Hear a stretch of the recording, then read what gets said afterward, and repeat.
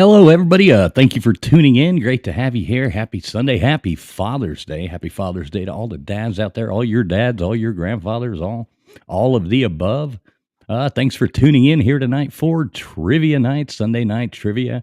I got my good buddy Tony Altamore here. He's going to be helping me do this. I think he's got some questions to put up for us too tonight. So, what's going on, Tony? How you doing, man? Doing great, thanks. It's gonna Yeah, be man. fun.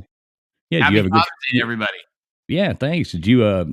Is your father? He's still around? He is. I talked to him today, so Oh, he's cool. doing well. Cool.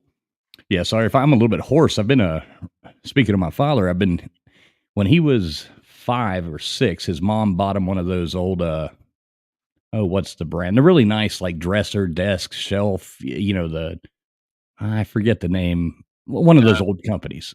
yeah, What way back. Allen or So, something. yeah, it's really nice, and it over the years it just got beat up because obviously that was in the 50s. So he asked me to refinish it for him. So I've been sanding it all down and Cool. it's yeah, but the getting that old finish off of it and all that. Even I'm wearing respirators and all that, but it's got me hoarse, It's man. I'm hard. like, yeah, it's like, oh my gosh. It's a lot of work. A lot of Oh, I work believe doing it. that. Yeah. So did you say you actually have a spreadsheet to help keep score? I do. We'll see how it Uh, works. that is pretty awesome. Just Uh, yeah, just tell me who wins, and we'll put them in there, and it'll add them all up for us. well, yeah, and like anybody, thanks for tuning in, everybody. Let's see who's actually in here first. Let's say hey to some of these fine people. Who do we have? Finding Sugar. Keno, Matt Dummett, Jason Rollison, Stingray, Nate the Great, Baylor Man, Pontoon Jody, Mrs. Pete. I hope y'all had a good vacation. Rack Dog, Is that Mrs. P? CJ. Yeah, exactly. Got Mrs. Pete. Johnny We got Siam. What's up, some Johnny? famous folks in here tonight. I know. We got all the big, even Johnny Siam. He's coming. And anybody who doesn't know Johnny Siam, you should definitely sub him up. He does a fun trivia game. It's if you're up early in the morning, he does it at it's 7 Get a.m. up. Eastern Standard Time on Wednesday because he's in I guess I should Australia. open the thing that lets me use the chat. Okay, who else we got? Johnny Friction Vixen. Hey, Friction. Friction might join us when she gets back. She's on the road right now. Might join us to help us keep score and judge these two. James Thompson, Reptile Dysfunction, one of the funniest names on YouTube. Uh, I love that. We got a Ultra MAGA Patriot for Life. Says it's first time here. Well, welcome in, buddy. Thanks for being here. Boston X, Welcome. Mr. Duggar. Rack Dog, Kevin, my chat's jumping all around. Multi Cal LSO, Devin Zane, Kevin. Hey, good. I mean, everybody, if I missed you, I'm sorry. Maui Howie. Thanks for being here, everybody. What's up, We Maui will Howie? get we'll get started here in a second. There's Maui from Thailand checking We in. got Tiger Cat. Got TK. TK in here too, Mr. Yeah, look at that. We got a good Boston X. A lot of people. I hope you all got Golf your thinking caps on. Let's see. I think we actually Friction usually keeps score for us. Let's see if she let's see. I'm sure she can't keep score because I'm sure she's driving, but there she is. How you doing, Friction? Hey, I am here. It's me, I promise. I'm not driving. I don't have the best lighting in here, but at the same time, I felt like I was trying so hard to be back on time that I at least want to be here in spirit. And well, you can't see it, and it's dark in here, but I do have a little receipt paper right here. I can keep some scores on. Well, it's all good. It's all good. You just because your connection's kind of going in and out too. Just listen along, get on home, and then check in if you want to. We'll rough it until you get here. Awesome, great. Then I will let you Yeah, guys that'd be a go, lot and better because I will hang out in the chat until then. there you go. Troll the chat, play along, and yeah, just if we're still going when you get back, jump on here with us, okay? Oh yeah, I'll be back in about 45 minutes. So Okay, we'll be cool. ready to go. Sounds great. All All right, right, see you then. drive safe. Okay, there's Good Friction luck, Vixen everyone. checking in. Yeah, there you go. She usually helps with the score keeping, and Tony's about to find out how hard it is to actually score these things because it comes in really fast. So anybody who's just tuning in, the way that we do it is I'm going to ask a question, and Tony's actually got some questions for us too this week. So I ask a question. The first person that types the correct answer into the chat is going to get the point. Now, when you're looking at your own chat, sometimes you will see the answer above because it's your own chat. So Tony and I will be going off the StreamYard chat that we see because that is the only fair way to do it. This is for fun, although we do give out a prize to the winner. But it is for fun nonetheless. So no complaining. We're doing our best, and we'll get it right between the two of us, what we see. But whatever we see is exactly what we can do. So yeah, Boston X. Everybody's welcome to play. It's chat based. Everybody can play, and that's pretty good. So Tony, you ready to go? Let's do it. All right. Well, what I got this week, we'll do 5 rounds of 10 questions. And because it's Father's Day, I actually have some Father's Day trivia questions here that we can start out with. So we'll do a Father's Day segment, and we will do a rock and roll segment. And Tony, what'd you say? You have we have a geography and we have a transport. Okay, there we go. So yeah, it should be a bunch of fun questions all over the place there. So if you're ready to play and you want to go on ahead and want to join in, type a 1 in the chat if everybody's ready, and we'll get this thing kicked off and going. And yeah, Tony, it's fun once everybody starts, especially the easy ones. I mean, you'll see it'll be like 30 answers coming at one time. It's like, holy crap, trying to figure it out, but it's fun. It'll be fun. We'll get them all squared away. All right, they're ready to rock and roll here. Like they are ready. All right. So we'll do one segment at least on Father's Day. Maybe we'll do 2 on Father's Day of rock and roll, and do Tony's ones as well. So we'll alternate back and forth. So if everybody is ready, let's kick this thing off. Okay, question number 1. Here we go. Oh, and everybody, I'm going to give you about 15 seconds. Do make sure you hit the refresh on your stream, or you hit that little live button down in the bottom left to make sure you are streaming live. Because every now and then you'll get a lag or something. You'll realize you're 10 seconds behind. And if you're 10 seconds behind on this, you have no chance of winning. So make sure you are streaming live. True. All right. We ready? Let's do it. So question number 1. What is the most popular Father's Day gift of all time?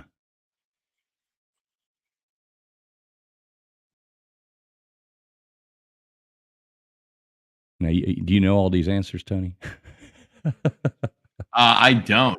I think that some of our folks here, do though. Yeah, we've already got the right answer coming in. It looks like the first one I see is Vandy. Johnny has Dad's favorite gift, but I think Vandy Dandy has the actual favorite gift.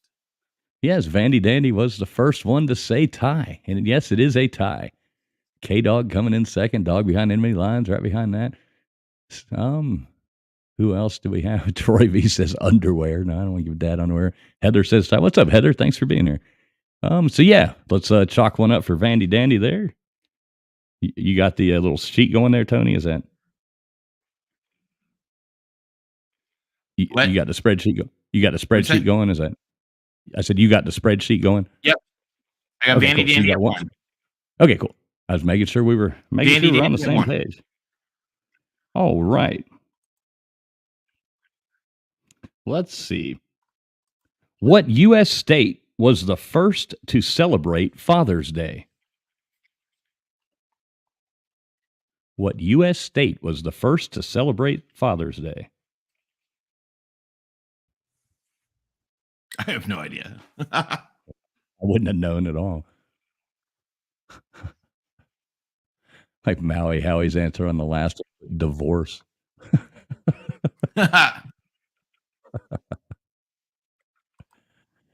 Let's see. Okay, we got some answers coming in here. I'm not seeing the correct one yet. Not seeing it. Troy V. Look at that. Troy V coming in with the right answer. That is the first Washington that I see. Washington. Yeah, now I never would have known that. This is all right, cool. Good job, Troy V. And thanks for being here, man. Good to see you, buddy. let's see. Okay, moving along. Now, this is the one. Here's one question number 3. Enjoyed that one. Who is the fastest typer? So, question number 3. Who is Luke Skywalker's father in the Star Wars trilogy? See who can type the fastest.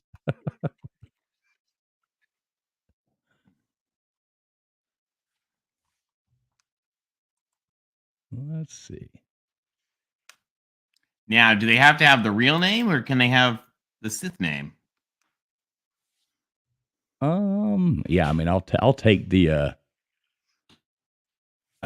yeah, I mean, I'm giving it to Kevin Terrell coming in first with Vader. I mean, that's close enough. I mean, that was a pretty Well, how was that? It wasn't close enough when I had Brooke Shields. Well, I thought you said Brooke. I see. Oh, okay, that's true. Didn't say Darth, he said Vader. So, okay, that's a fair point. That's a fair point. He had the last name.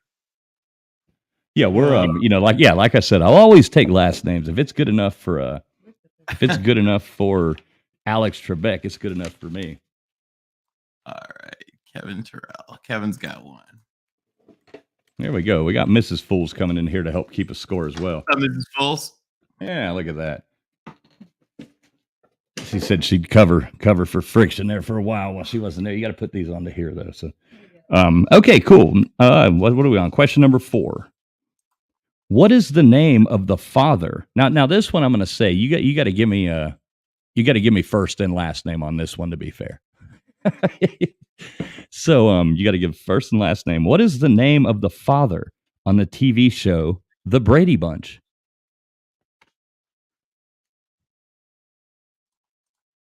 That's not hooked up. So, what is the name of the father on the TV show The Brady Bunch?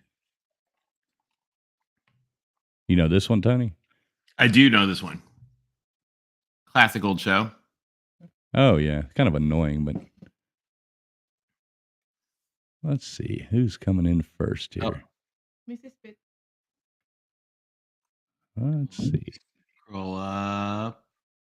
Looks like Rain Guy. I got Rain Guy. That's who I see first, too, is Rain Guy. Good job, Rain Guy.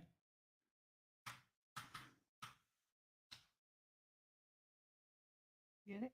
Yep, Rain Guy got that one. So We've had no double winners yet. I know. Everybody's sitting there with one. Okay.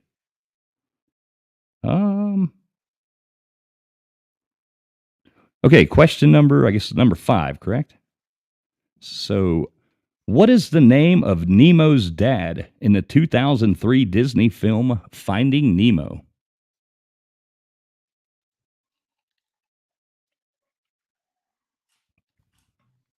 You know this one, Tony? I don't remember. I've never seen it, so I just figured we'd do some cheesy Father's Day ones just because it's Father's Day. Oh, look at that. Oh, wait, who got it first? Looks like Erectile Dysfunction got it first with Marlon. Oh, no, wait, no, we're scrolling up further. It looks like Nate the Great.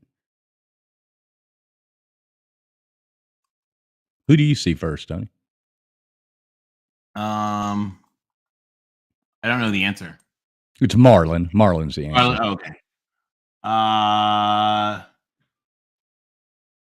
So it we got looks a like Marlib. Nate the Great is the first with Marlin. Nate the Great is the first. So, and I'm going to go on ahead and make an executive decision here. It looks like, Marvin. Somebody wrong. yeah, he typed Marlib it. is a typo.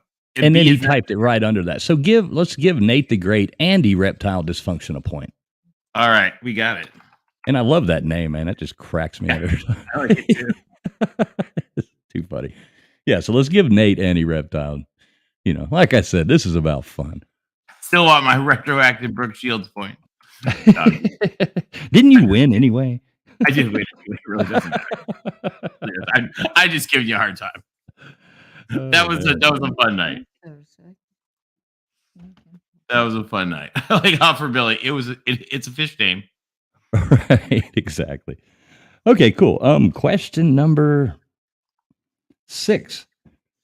Hold on. What is the name of the Adam Sandler film in which his character adopts a 5-year-old boy?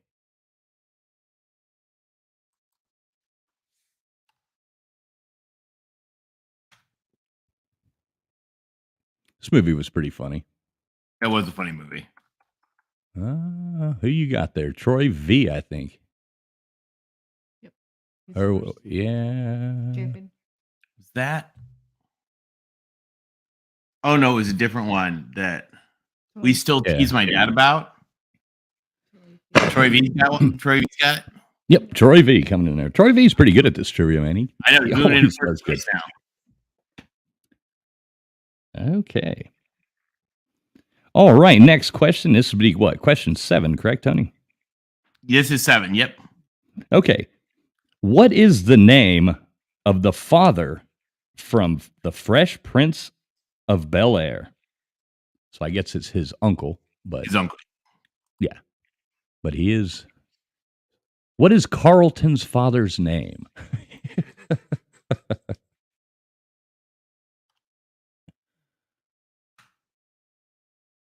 Let's see.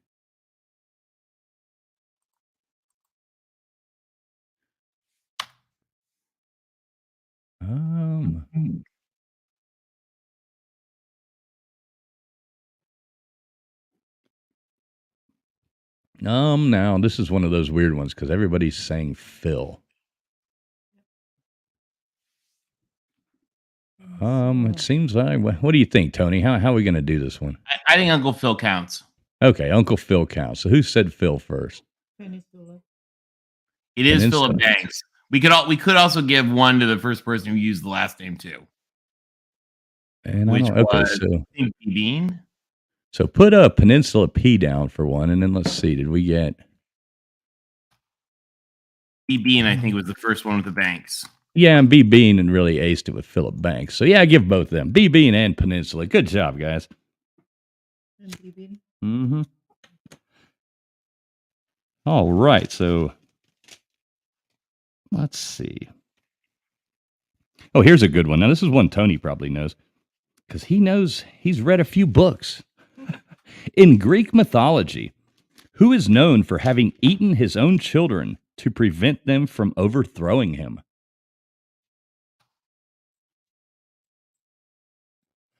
You know this one, Tony? No, I'm not sure who that No. is. I should. No, it's not Zeus.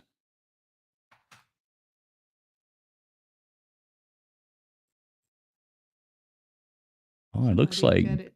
it looks like Take a wrong pronounce. Nate. Dog Behind Enemy Lines got it first with Kronos. That's the first Kronos I see. So yeah, Dog Yep. Behind Enemy Lines. Good job, buddy. Dog behind enemy lines. Dog, where Yeah. are you? Are you in Auburn country? Where's the enemy lines? By the way, tell us. Yeah, no, he could be in Florida. He could be in I Alabama. think he's got to be in Florida or Auburn, somewhere near Auburn. Maybe by Clemson. He could be in South Carolina. Or he could be in Tennessee, I guess, as well. I mean, he could be. There's a lot of places you could be behind enemy lines if you're a dog fan. Right. I'm guessing he's in the Southeast United States. He's not in Oregon. Wait, he could be in Oregon, actually. So there's a lot of places he could be. Oh, wow. So, what are we on? Question number 8, correct? That was Yep. 8. Yep. No, Okay. Number 9. Okay.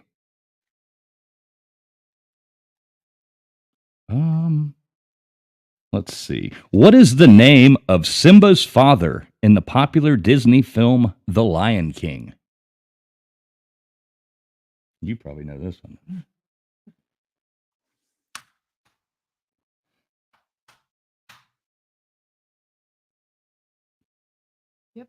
Kevin. Let's see. Who came in first? Kevin Terrell. Is that what you're seeing there as well? Wait, Yep. hang on. The chat jumped. Yeah, my cat just jumped like crazy. Hold on. Yeah. It looks like Kevin Terrell with Mufasa. I think so. Yep. Any reptile right after him. And Dog Behind Enemy Lines after that. B Bean right after that. We'll give a little bit of the spelling, is a little off, but close enough. Close enough. All right. So question number 10, round 1. Let's see. Which infamous Mongolian emperor is thought to be the father to thousands of children? Oh, oh. I was going to address Maui Howie. He says, "Where's Joey today?" Joey is up in Kentucky, I think, doing some fishing. So he's off the grid right now. Friction. Let's see. Peninsula number 4. The first one. Well, Oh, no, no. Somebody. looks like K Dog.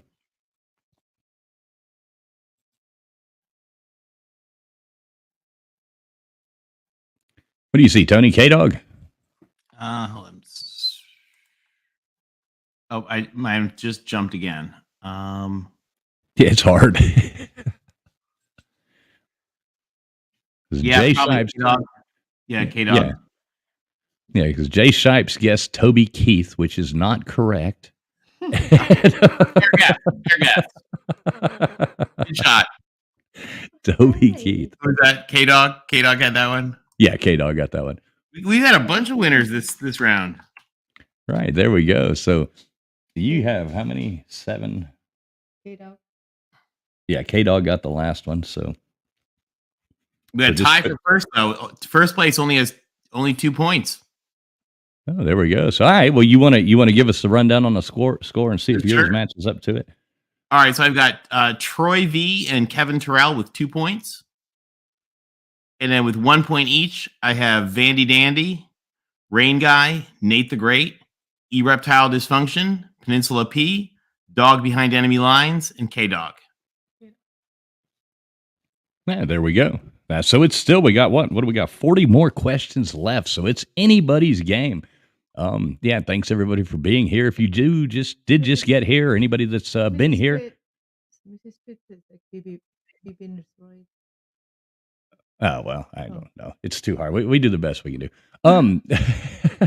But yeah, make sure you are streaming live to where you're not lagging or anything behind like that. And do me a favor, please smash that thumbs up button, because it really does help get the stream out there. Tony, you got round 2 questions? I got round 2 questions. All right. Now, I might not know them all either, so you're going to have to help me out. All right, are we ready, guys? What ship came to the rescue of the RMS Titanic's survivors after she sank in the North Atlantic? What ship came to the rescue of the survivors?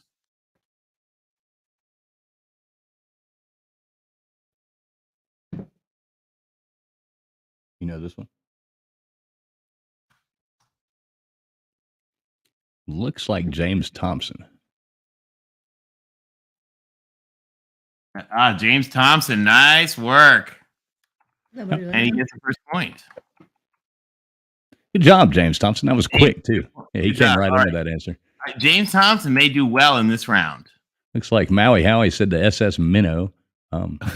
Also a fair guess. Good job, James. Okay, I was actually going to have that be question 10, so now I'm going to change that. There we go. Hey, what's up, Grit? Thanks for stopping in.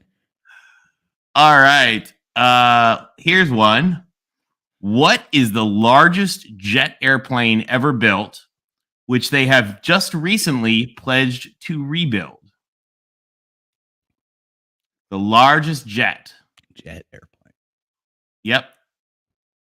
Which they have just recently pledged to rebuild.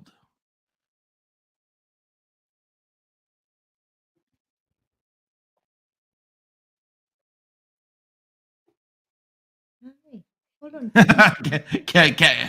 We got somebody who's close. Is Maui Howie right?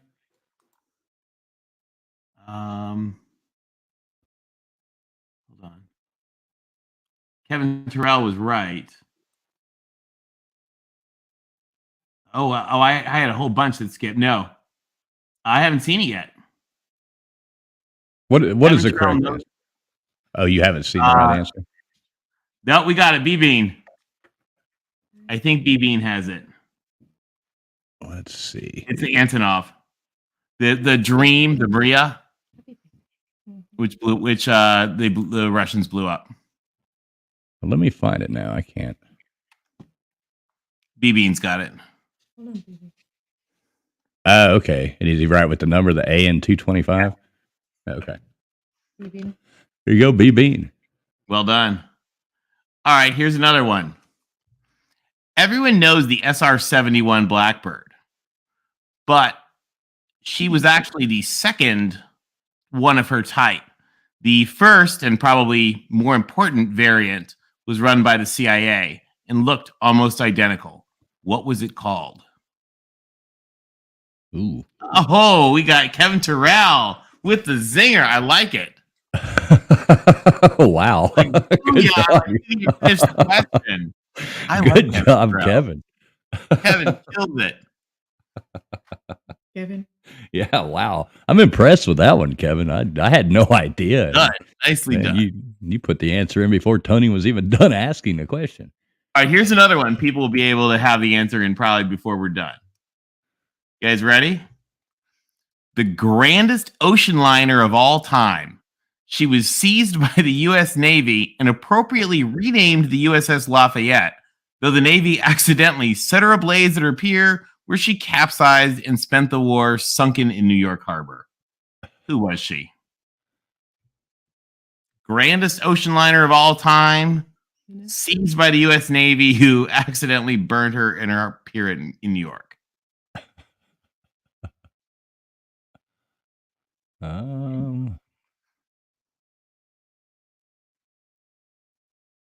Are you seeing it Come on. yet?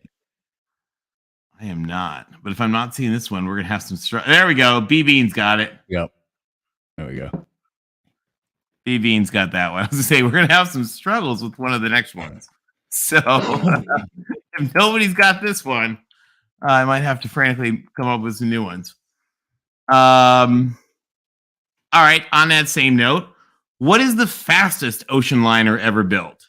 So fast that her engines were actually classified as U.S. Navy secrets. Fastest ocean liner ever built. Her engines were classified U.S. Navy secrets.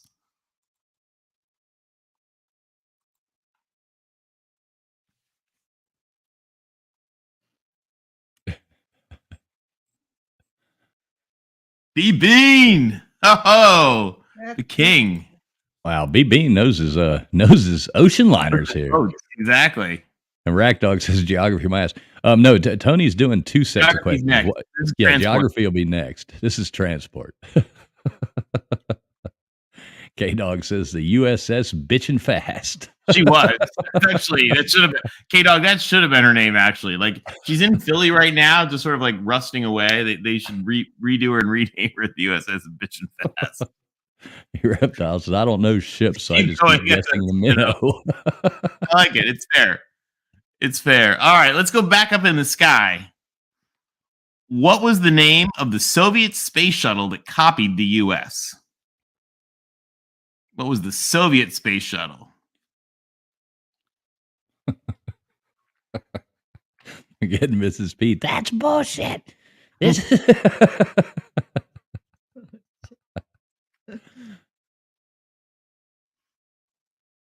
I don't shit about boats other than how to captain them.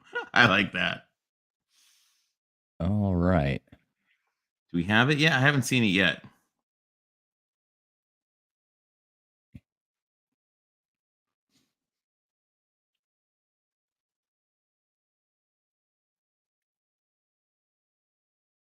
Let's see. You haven't seen it yet, have you? I haven't seen it yet. The Soviet space shuttle. Baran, don't count this. He's got it. PV knows it. I have All a right. feeling B Bean does something in the I'm not sure what he does for a Okay. living, but I have a feeling it has something Let's to do let's go for an easier one here, guys. Let's give you just a little bit easier one. What passenger airplane, give us the model number, is known as the Dreamliner? What passenger airplane is known as the Dreamliner? This one people should be able to get. Johnny's just now coming in. Johnny, make sure your stream is streaming live. You might be a little bit behind, Johnny. Yeah, we got a bunch. Is Vandy Dandy the first one? 787. I think so. All right, Vandy Like most Dandy. people Well were guessing. done. 47. Yeah, Vandy Dandy was 787. Good job, Vandy Dandy. Handy dandy. Yep, Vandy Dandy. All right, here's another hard one. A kind of a little more history one. What was the name of de Havilland's famous early breakthrough jetliner? So, what was the famous de Havilland jetliner? This is 18, right?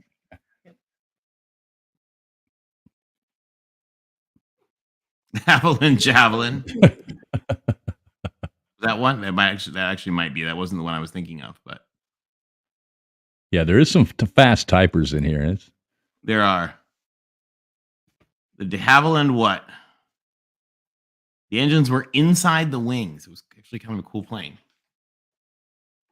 It was not a Cessna 206. Oh, there we go. Kevin Terrell's got it, I think. Kevin. Let's see. See if Comment. that's the first one I see.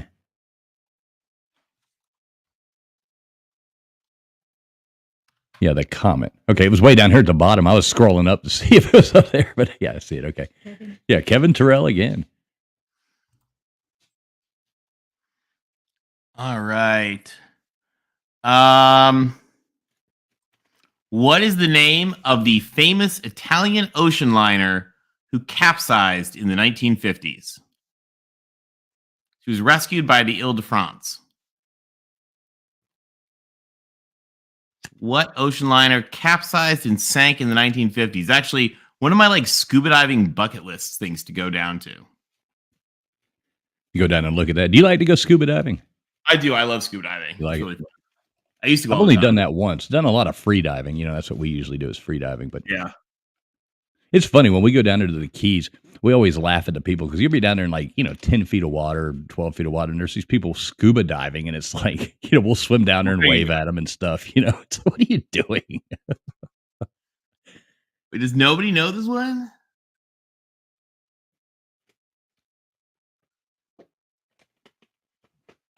The ravioli. I like that. Italian spaghetti rigetti. That's funny.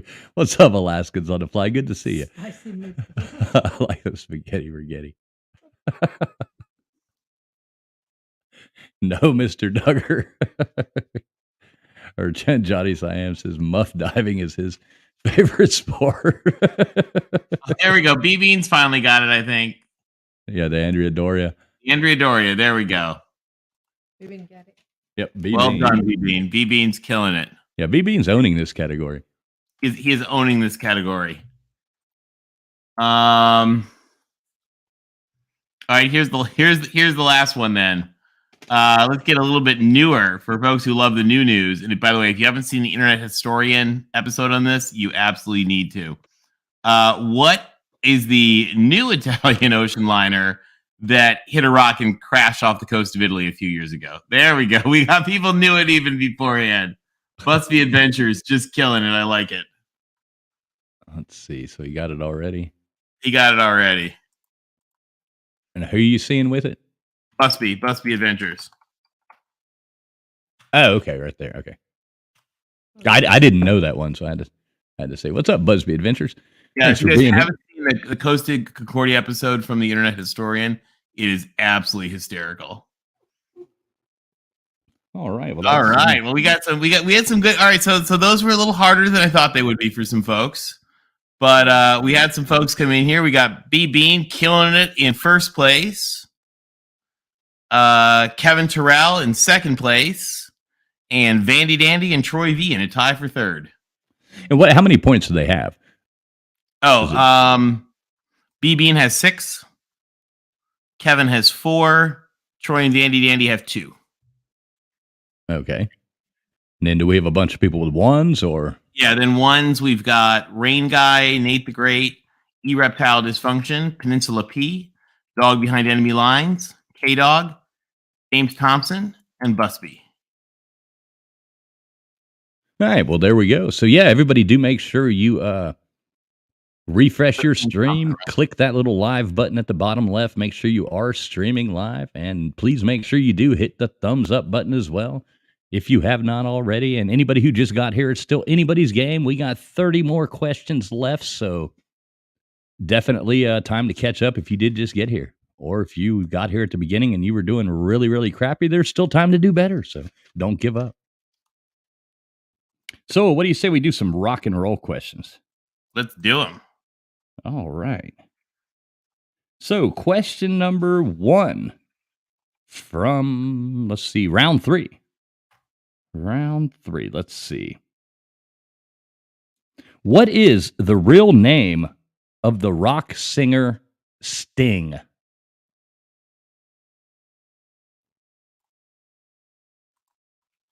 Remember that old skit, that comedy skit where they kept calling him Stang or whatever? Saturday Night Live? Stang. Yeah, the Saturday Night Live. Yeah, yeah, Andy. Johnny is a day ahead of us, so he should be getting them all right first. All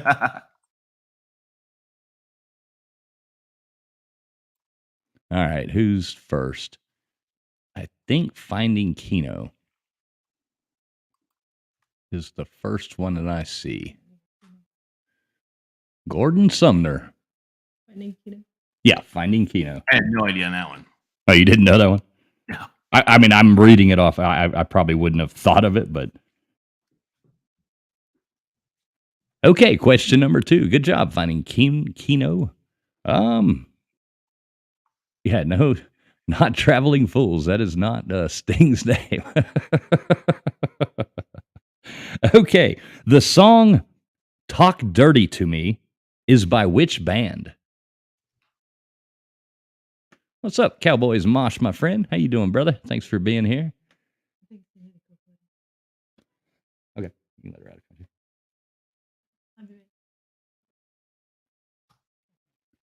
All right, here we go. Looks like Finding Keno again. Finding Keno again? Looks like Finding Keno coming in. Is that the first one you see? Poison. So, Is that him? Yeah, Finding Keno again.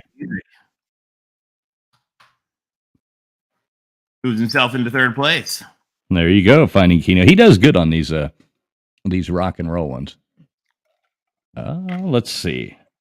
Okay, question number 3 in round 3. Okay. Gwen Stefani is the lead singer in which band? Or was the lead singer, I guess.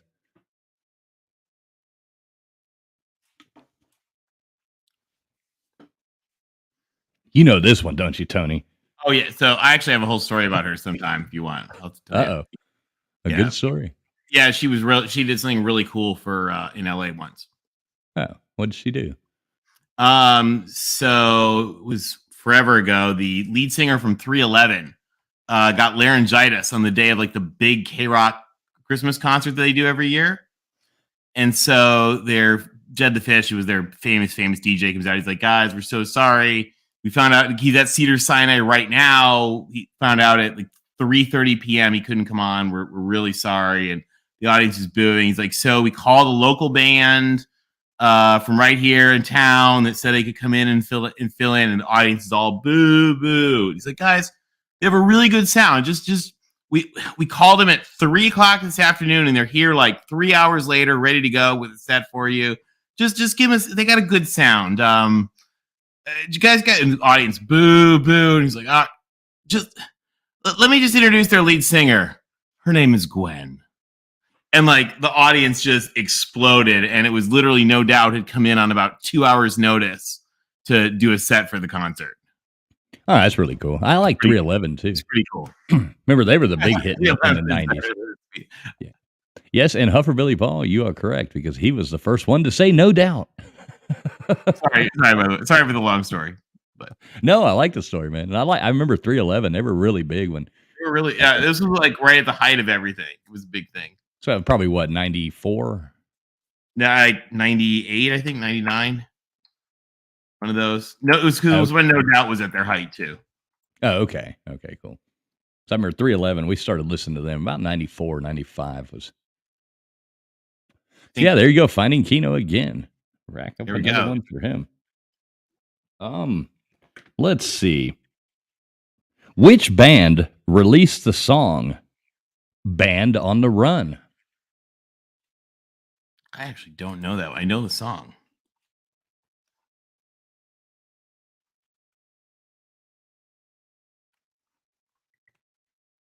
Band on the Run.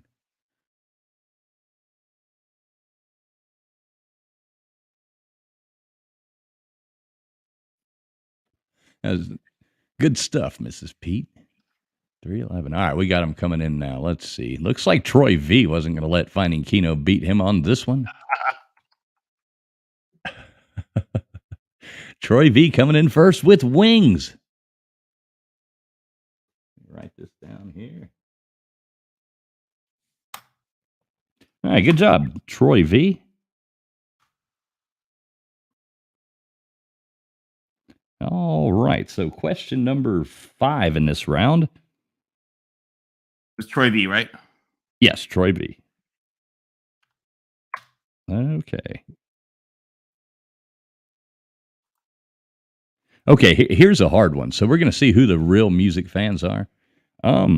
Which band released the song Wishing Well in 1973?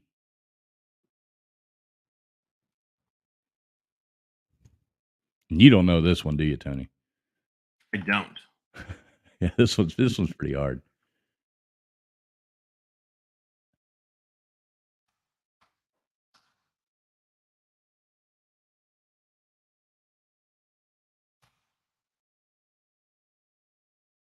Let's see. There we go. Kevin Terrell came in pretty fast with that one. Free. That's the first one I see coming in with the correct answer. Actually, that's the only. Matt Dummett added down here lower. But yes, Kevin Terrell was first with the answer Free. Nicely done, Kevin. Moves All him right. into second place. Oh, that puts Kevin up to second. Okay, so question number 6 in this round is, who was the lead singer of the band Bad Company?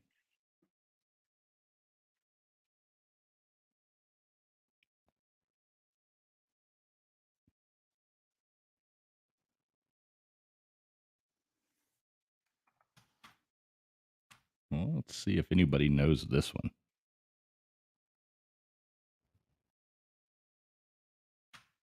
Not seeing it yet. No mosh. It's not Slayer. All right, looks like Troy V. I always say I will just take the last name, and Troy V got it there with Rogers. It was Paul Rogers, but Troy V came in first with the right answer. Rogers, good job, Troy V.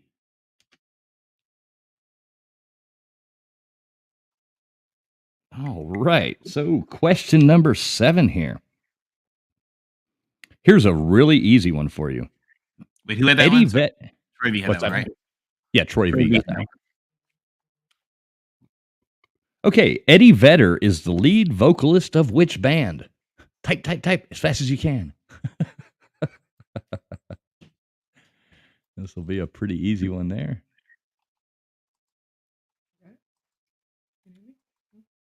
Not if you don't want to. That's fine. Yeah, I think we got it. You want to tell everybody bye? Bye, Mrs. Fools. See, Tony's telling you bye. You got to come over here and say. No, that one's not on. Just this one right here. Okay. Have a good night. We'll see ya. He said bye. You have to listen to the headset there, babe. Get it? Yes. Okay. So while that was happening, it looks like everybody came in with the right answer. There you go. Okay. Cool. Thank you. It looks like Finding Keno was first. What do you see there, Tony? I'm trying to see if there's anybody ahead. I think that's first one. Yep. Finding Keno. Keno's killing it. I like it. Yeah, he does good at these music ones. A lot of people do good at music. I found that's a good movies and music seems to be what a lot of people like. Okay, thank you.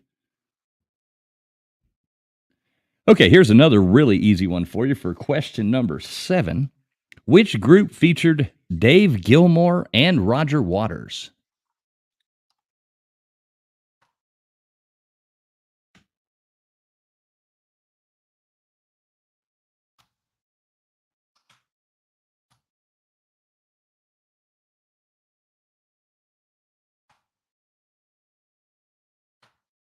Let's see.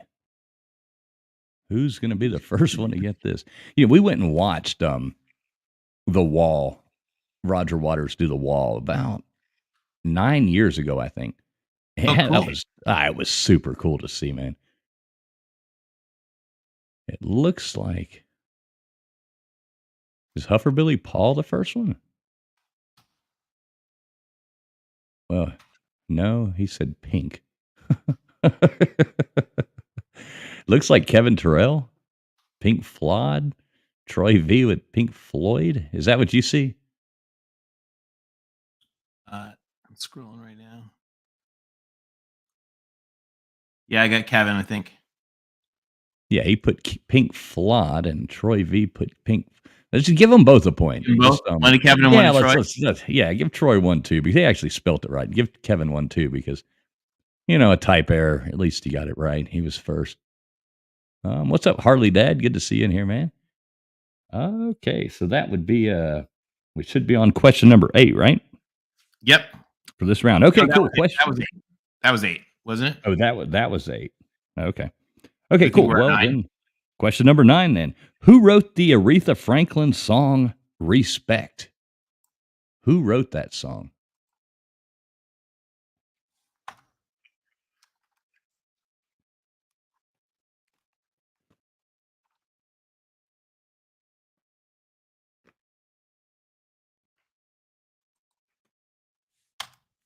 Oh, man. Look at that. B Bean coming in there fast. I mean, he has to be the first one. He's the only right one. So, yeah, it looks like B Bean. Let's chalk one up for B Bean.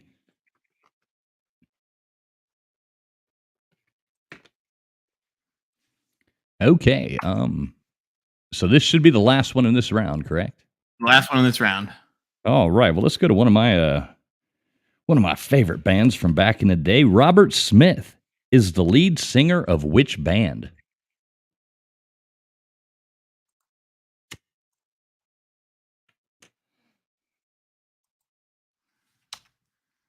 Robert Smith is the lead singer of which band? Did you go to a lot of concerts when you were younger? I did not. You did not? I'm bad at that, yeah. We had like sports and like plays and all kinds of stuff like that. And where I was in Michigan, like we didn't really get big concerts. Okay. Yeah, we used to go to them all the time. Looks like Finding Keno is the first one I see with The Cure. Yeah, that's the first person I see that says The Cure. So Super Kal-El was right after Finding Keno, and looks like Kevin Terrell after that. Troy V's mad at himself for guessing the wrong answer. He's like, The Cure, damn. BB and I'm from Midland. All right, Finding Keno, good job. Hey, you're from, what are you? You're from Michigan? Yeah, right, Michigan. From Michigan originally, yeah. All right, are you ready for an update? Yeah, let's hear a score update. All right, we got B Bean in first place with 7. Right nipping at his heels, we got Kevin Terrell in second place with 6. Troy V in third place with 5. Do we have a fourth? Also, Finding Keno, it's also tied with 5.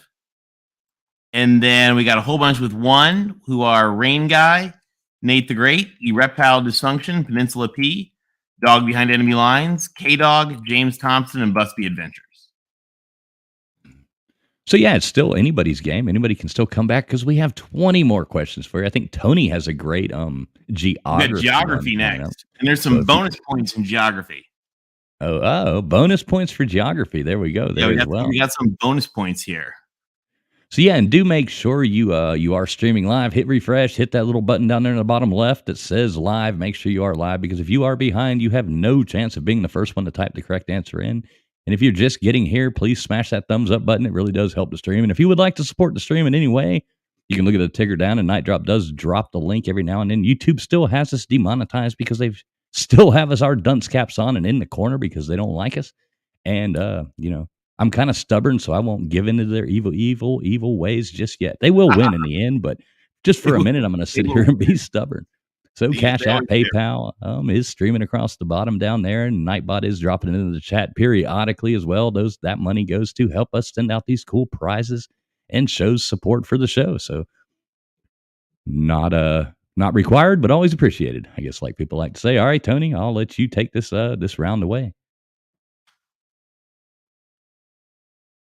All right. Sorry, I'm adding one more here. All right, guys, we ready here? So this is geography. So these are all geography questions.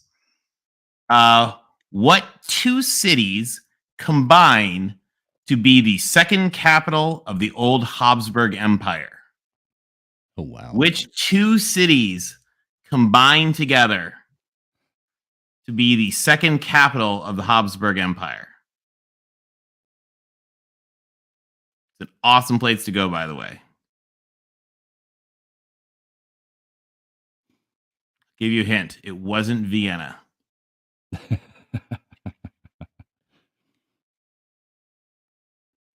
I'm not exactly sure the answer to that.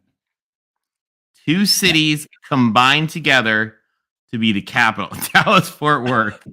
Knoxville and Oak Ridge. Oh, come on. You guys will get this one.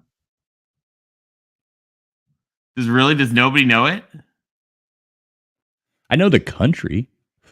Like, I there you go. Vicinity. Think about the name of the country, the name of the capital of that country.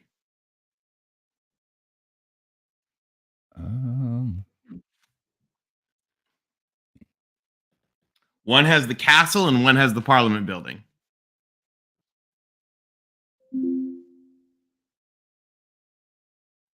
Nope.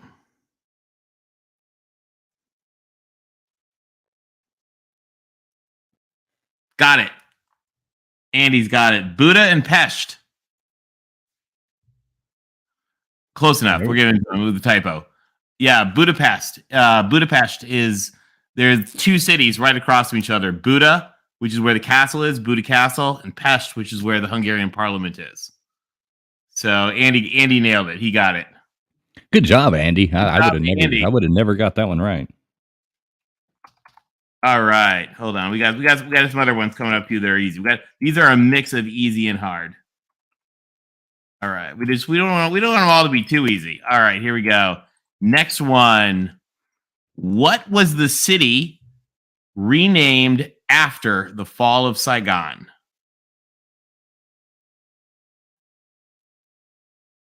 Dang, Google didn't even know that. That's funny. What was the city renamed after the fall of Saigon? That's funny, Stingray. I know, I like that, Stingray. Tony's stumping Google.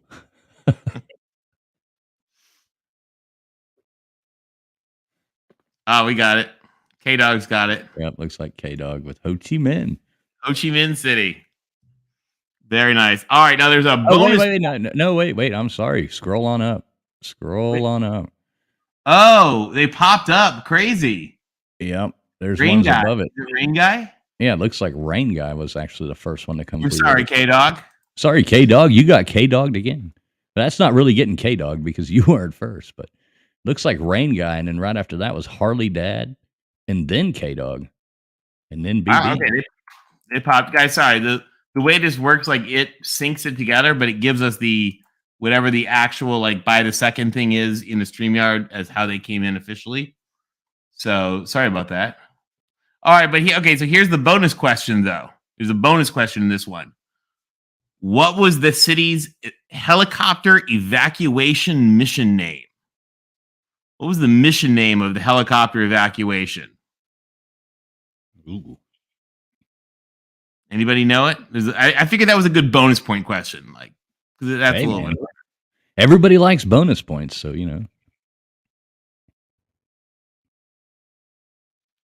Anybody know the operation?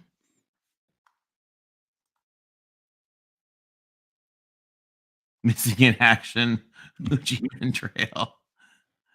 It's not Air America. There was an operator. There we go. Kevin Terrell's got it, I think. See the first get it? one? Frequent wind. There we go. All right, Kevin Terrell, good job, All right, man. Kevin Terrell gets a bonus point.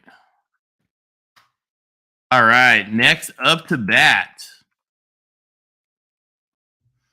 What is the new name of Bombay?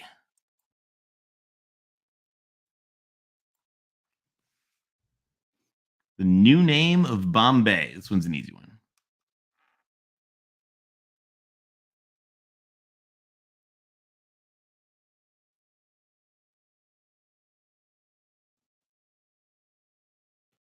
New name of Bombay. Let's see. Who's going to be first?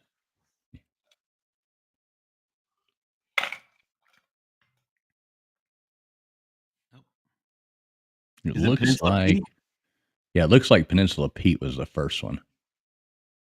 Peninsula P joins the board. Didn't he already get one? He's already on the board. No, he's already on the board. Yep. Yeah. All right, Peninsula P. Yeah, Wasn't good trying to job, shortchange Peninsula you. P. Well done. And All right. he was actually the second person to answer too. So that was a good job. Multi Sports Kal-El. After that, Troy V put Bomb to Bay. All right, here let's go a little closer to home for one here. This was the first permanent settlement in His Majesty's colony of Virginia in 1607, though my family didn't show up till 1630. What was the first settlement in the colony of Virginia in 1607? Yeah, these should come in fast on this one. Oh, wait. Peninsula P, I think. Hang on. Yep. Right above K-Dog. Now you can make it, K-Dog. He was bitching a minute ago saying, I came in second like 4 or 5 times. Well, you can call it 6 now, K-Dog, because Peninsula. Yeah, Pete there you was go. right You almost before had you. it. You almost had it. All right. All right, here we got a little bit of a harder one because you got to have them all. When Tony says they're hard, don't worry. I'm sure they're really easy. So Actually, this one's easy. This one's easy. You just got to have all 5 of them. Which countries are the Five Eyes? Which countries are the Five Eyes? yeah, there you go. And while y'all are thinking about that, that answer, Cowboys Mosh, they do have late night poker games on there that are pretty fun. I have participated in them a couple times myself. So if you are not subbed up there to that, click that link and sub up to Cowboys Mosh because they do have fun poker games. I'm not sure, if you like poker or not, but if you do and you're up late at night, jump in there and play poker with them. It's a lot of fun.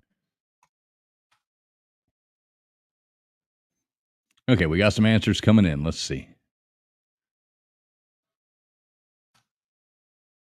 It looks like B Bean. I think so. Got it. Yeah, B Bean's got it. Nicely done, B Bean. Yeah, and there was a multi Kal-El got it too, it looks like, and Troy V right after him. That was definitely one. If you knew the answer, it was all about typing as fast as you can. As fast as you can.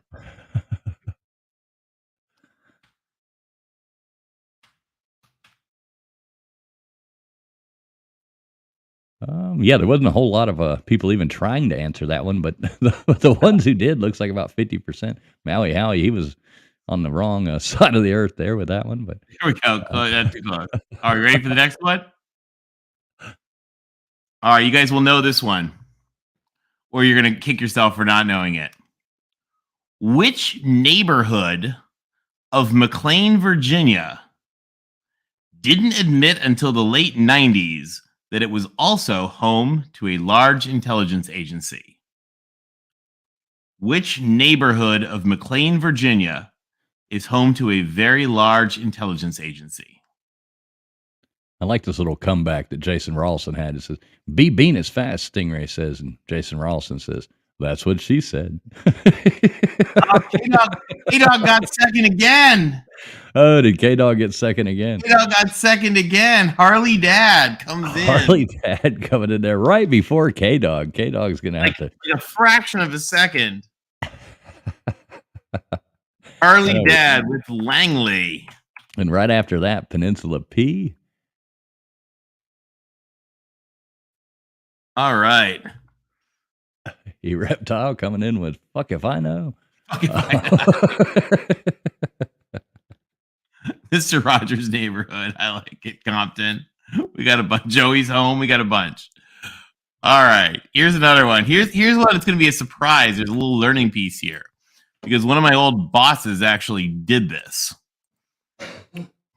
Which country can give you reciprocal privileges at St. Andrews, the golf club, by being a member of their Royal and Ancient Golf Club of Colombo?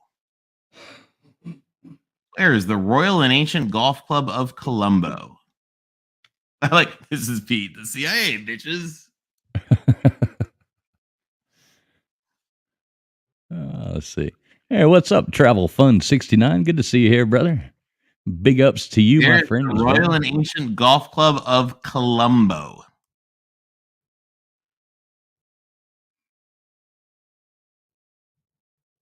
Yes, I did have a boss once who joined the Royal and Ancient Golf Club of Colombo so that he could have lifetime reciprocal privileges at St. Andrews. Where is Colombo? Peninsula P comes with the answer. How did he get it? Let's see. I'm looking. Sri Lanka. Sri Lanka. There we go. Peninsula P. Golf club in He's Sri good at Lanka. You can golf in Scotland. There we go.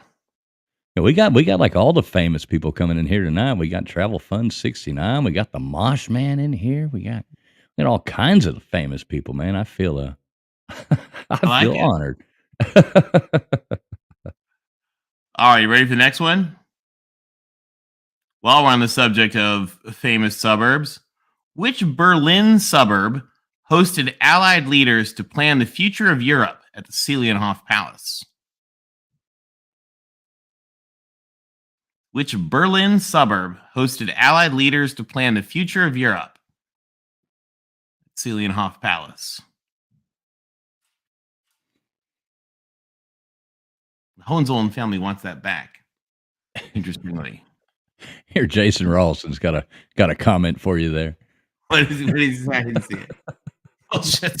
I didn't even know they knew. I'm like, there you go. Who knew? Where was the big conference with Truman and Stalin and? Let's see. Are we seeing not in Bratislava? It's a Berlin suburb.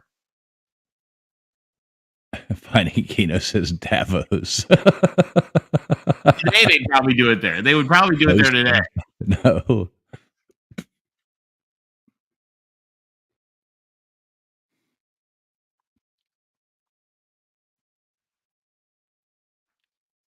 Let's see. Anybody? Damn, Troy's got it. Yep. Is that the? Yeah, that's what I thought. Okay, good job, Troy V. Good job, man. Well done. All right. And I promise you guys, the last round we will make really easy for you. We'll do. All right. So this one, this one was hard, but there's an opportunity for a bonus point. How about this? All right, cool. I like the bonus points, man. You like Throw bonus them in points? there all you want. Yeah, I like. Oh yeah, let's give out points, man. So here it is. List 4 countries of the former Yugoslavia. There's a second bonus point for someone who can list 6. Oh wow, 4 is pretty easy, but 6 is getting hard. You can list 6, you get the second point. I worked with a guy from one of these countries, and it was funny because he was Lived like in 6 two. foot. He was like 6'4", and he looked like Antonio Banderas, but he had like the one eye that like went way to the side, all the time. Until he was like this really like handsome guy, but he always had to. And he came over here, and I remember I was working with him, and his wife had left him, and about all this. And I asked him if she left him for seeing other women on the side, and he got really mad at me. Peninsula P was close, but missing. Peninsula P's got 2 of them. Yeah, you're missing. Yeah. Okay. Now Peninsula P's got 3. Oh wait, hold on. 1, looks 2, like 3, 4, 5. Oh, Kevin Terrell gets both points. Oh wait, hold on. Did someone else come in first? Oh, I think Kevin Terrell might have both points. Well, I'm going to say. I think. Yeah, Kevin Terrell. I think he's got 6. So did anybody get 4 before him? Let's see that. No, because Albania is not one, and Bosnia and Herzegovina is one country. Yeah, no. But I was just checking because if somebody had. And Andy, no, because Slovakia was part of Czechoslovakia. Yeah, Kevin nails it. Yeah, I'm not seeing anybody before that got. You know what I mean? I was making sure nobody got 4 before him, and then we give out. Yeah, exactly. Points to both. I was just trying to make sure. Moves him into second place. Good job, Kevin Terrell. That was good. That was good. Yeah, I would have had trouble with the with the I knew Croatia, Montenegro, and Serbia, Bosnia. There you go. There's 4. Right, and I would have especially Slovenia, the last 2, I would not have gotten. Probably Slovenia, Macedonia, and right. Montenegro. So there were a few there. All right. Here's the last one. And those of you guys who've played our trivia with Jeff will know this one. Oh, there we go. The U.S. took over for its embassy the Queen's Palace on the Via Veneto in this city. Took over the Queen's Palace on the Via Veneto. What city is that?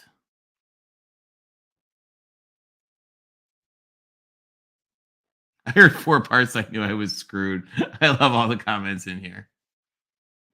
Yeah, definitely a funny comment section. I will give it that. I love the funny comments. No, our new embassy in London is actually really cool, but it is definitely not the Queen's Palace.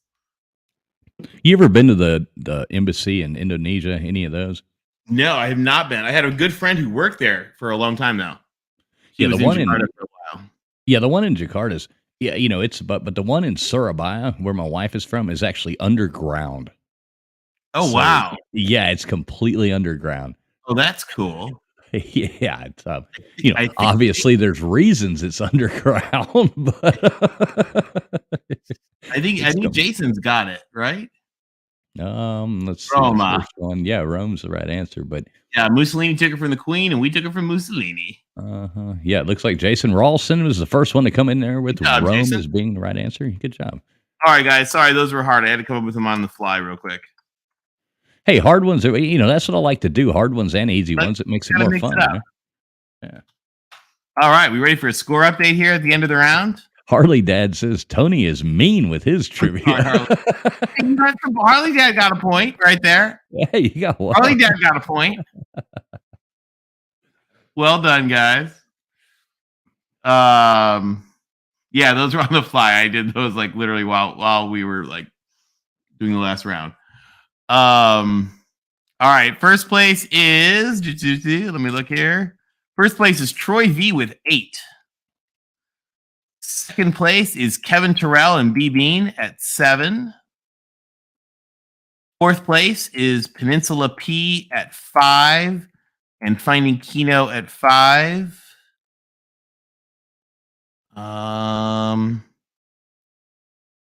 Then we go 6th place is Vandy Dandy with 2.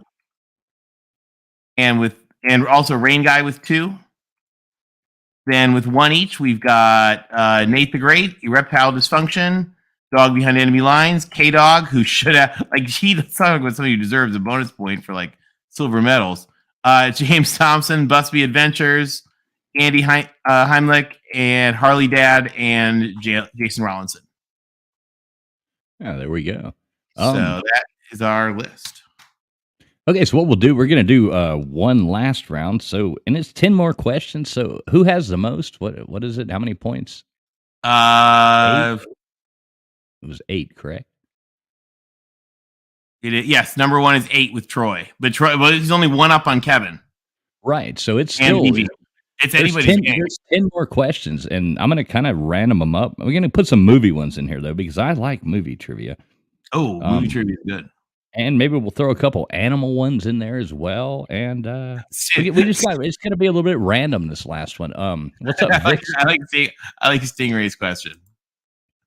What does he have? Well, I want to say this real quick. I'm gonna get to it right after. But Vic BC Live, they do a really fun trivia game on their channel.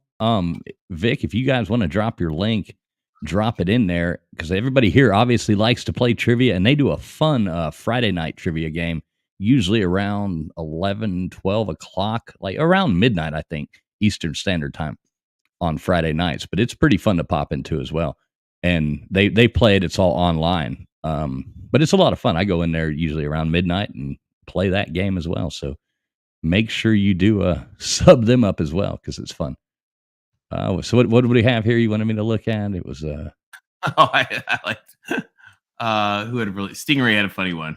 Oh, imagine if Tony actually put some thought into the questions. Yeah, I've played trivia with Tony for about a year and a half now, man. And there was one night, there was one Jeopardy I did where it was just really bad, like just no one knew any of it. I was like, oh. Yeah, I remember that. I remember that. I was like, he's like, well, I made these questions specifically for you. I remember you tell me that one category, and I didn't know a damn one. I'm like, dude, there was a Pan Am category. Yeah, my grandfather was one of the original Pan Am.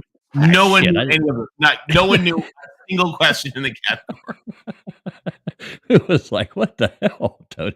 I don't know any of these. I felt like such an idiot. I was like, I'm gonna just skip this one. How about planes do this when they go in the air? Fly. Right, we all owed Tony money after that night, you know.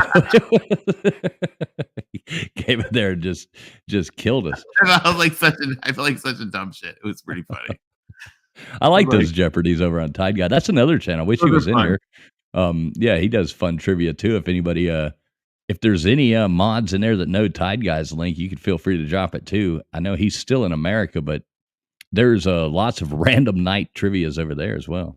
But yeah, the Vic BC, they have a good crowd in there too. They have quite a few people. Tony, you should check that one out. Yeah, you should check it out. It's pretty good.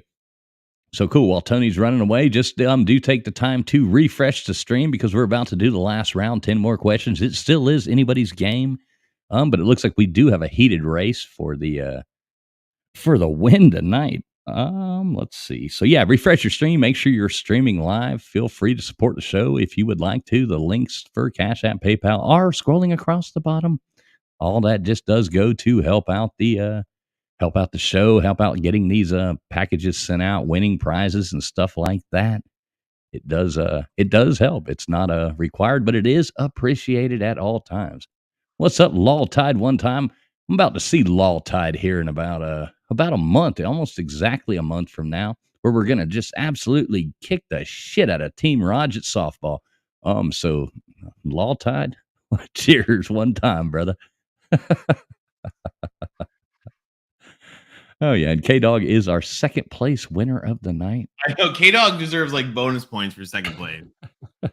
He's had like 10 second place, and we're not talking like slightly second place. I mean, it was like fractions of a second. Okay, so this last exactly, BB, and I'm thinking the same thing. Team Fools 11, Team Raj 7. That's probably a pretty good score right there. So this last category, we're just going to make it completely random. I mean, this is going to be there's no category for this. I'm just going to ask random trivia questions. So it's going to be all over the board. So I'm guessing everybody has refreshed their streams and is ready to go. So question number 1 in the last round. What type of energy does an unlit match have?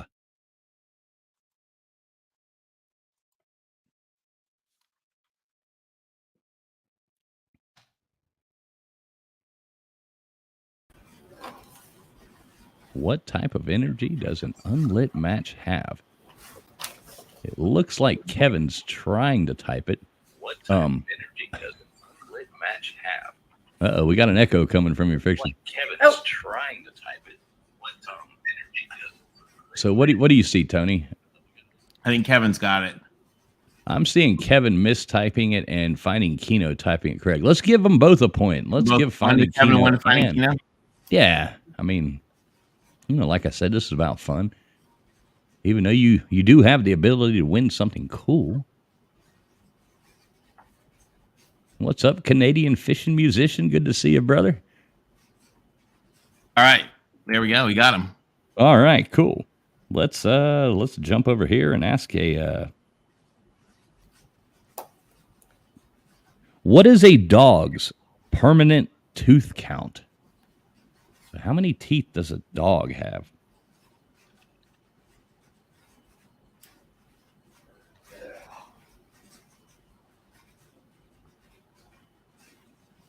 I do not know this one. Let's see.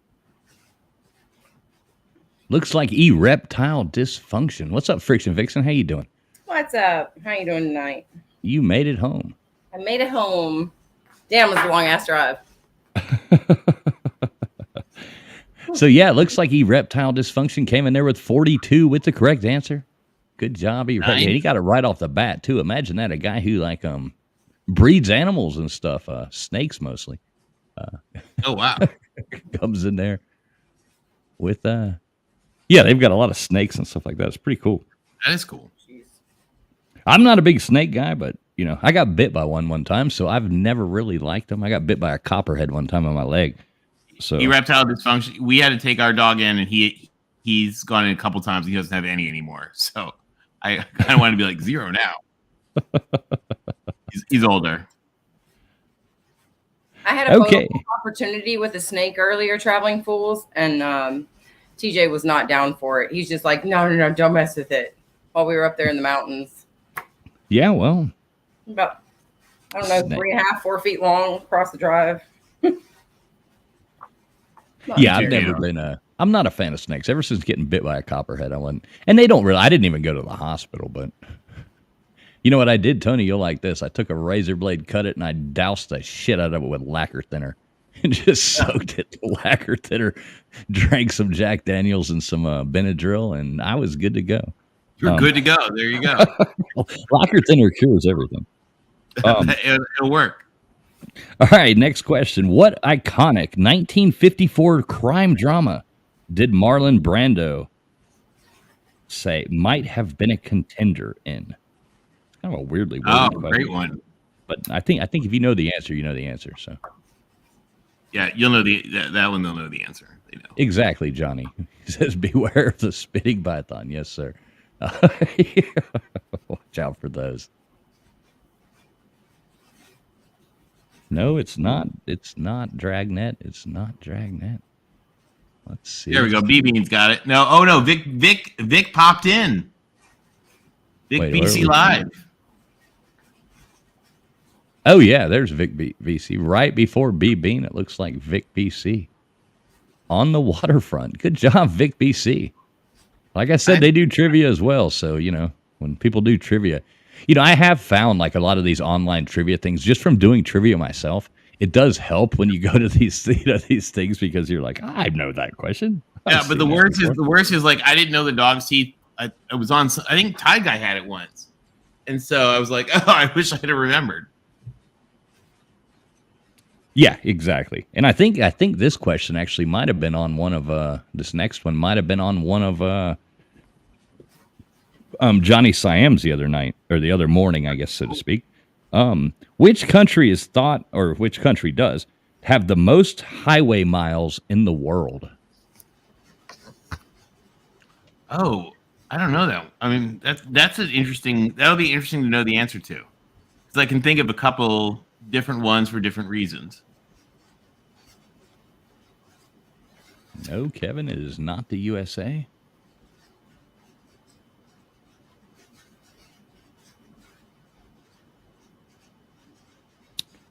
Looks like China. Reptile dysfunction. Coming in first with China. K-Dog, or it looks like Vic BC coming in second. K-Dog, you came in third this time. You were breaking your second place streak on the answers. That one goes to erectile dysfunction. There we go. Erectile dysfunction. And what is the smallest mammal in the world?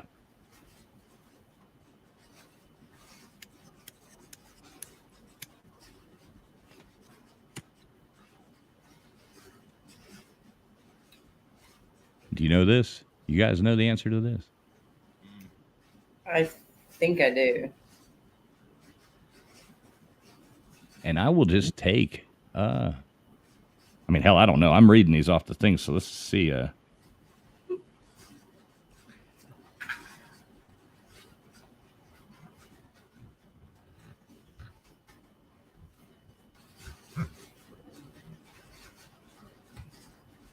Yeah, I'm not seeing the answer yet. Oh, wait, yeah, I am. I see it now.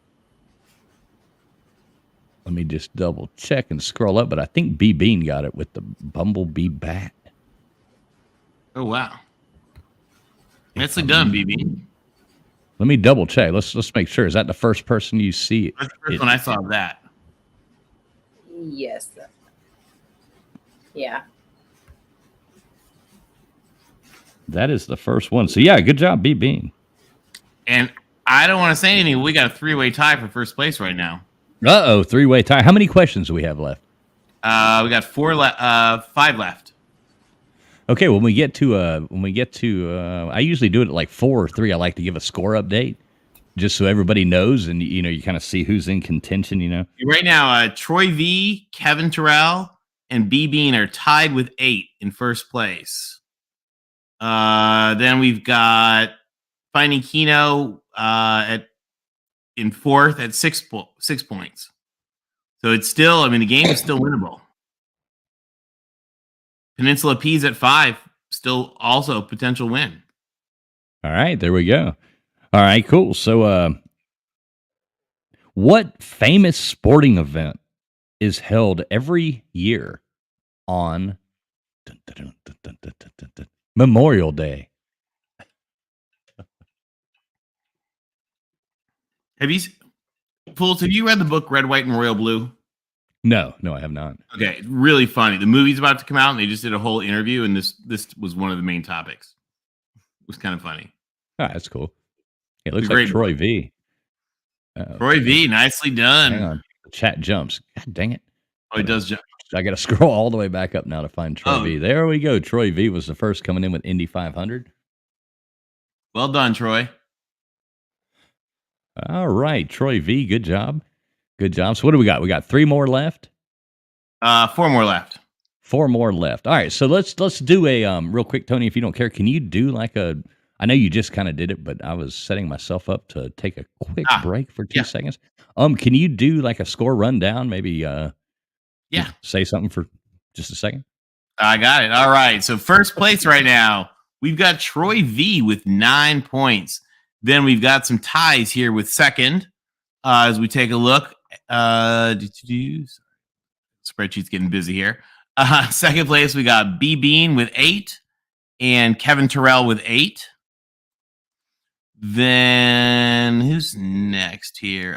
Fighting Kino has 6 in fourth. Then Peninsula P has 5.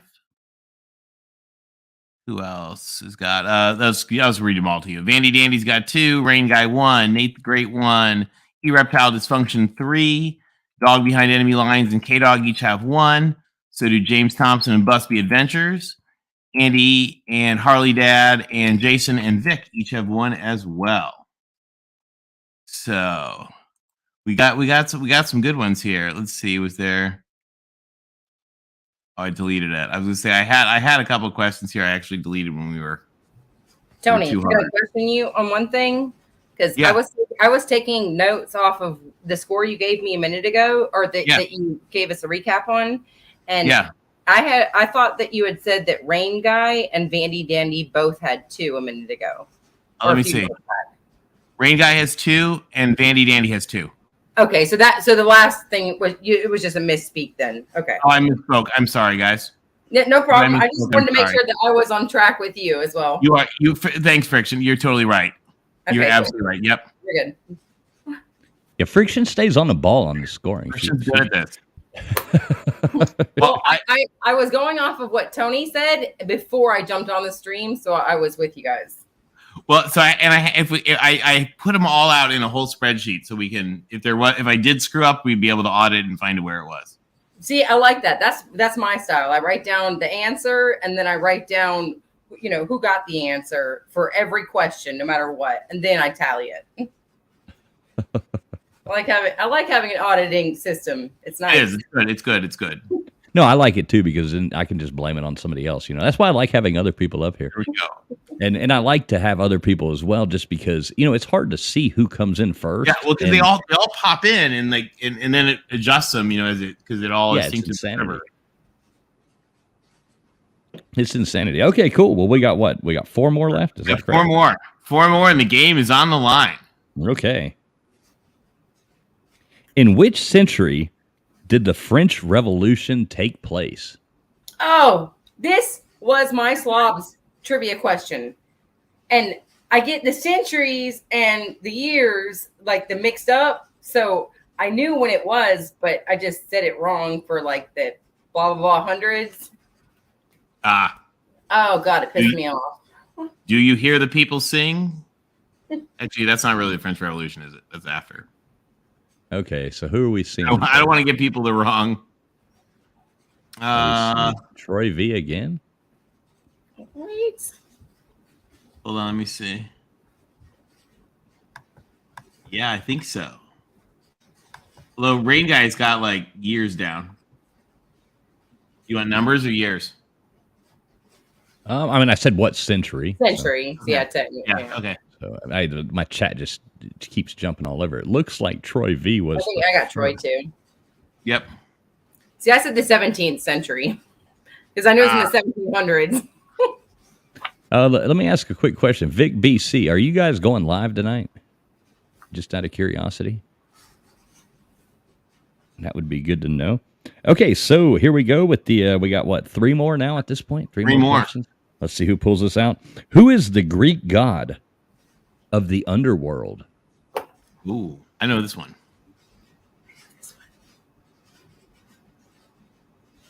All I know is Cuckoo for Cocoa Puffs.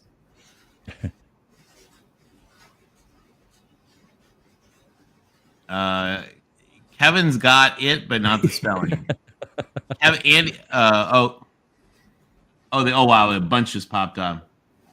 Okay, well, I'm gonna make a decision here and say the first 2 that I see is Hades Kevin spelled and wrong. Reptile. The reptile coming in right behind him. So let's give them both a point. I like it. They both got points. Kevin and Reptile each got a point. There we go. You guys are right. That 1 name point is game. Fabulous. Erectile dysfunction. Well, Vic BC, the reason I ask is what I've been trying to do is split these shows up because, a lot of times I'm going to just make this a trivia show, kind of like, and then do like a stream afterwards. But if you guys are going live, then maybe you should just set up a stream and then we'll just send everybody over there that wants to hang out. And just everybody can go hang out on your stream and I don't have to set one up. So Vic BC, if you want to do that, go on ahead and do that now. And we can put the link in here in the chat. You can drop it in here and go live if you want to. Just let me know. Fools. Just real quick. Are you getting a lot of feedback, like background noise from my attic fan? Nope, not at all. Okay, cool. Okay, so we got 2 more. Let me find 2 more.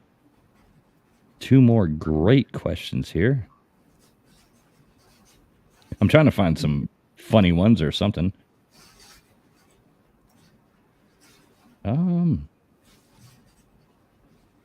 These 9 countries were the former Congolese. No, I'm just kidding. Right. All right. I'll tell you what, Tony. Do you have one? Tony, have do you been have killer. one more question? I can make one more. Yeah. So, all right. I'm going to give this one, and then why don't you give the last one? Okay.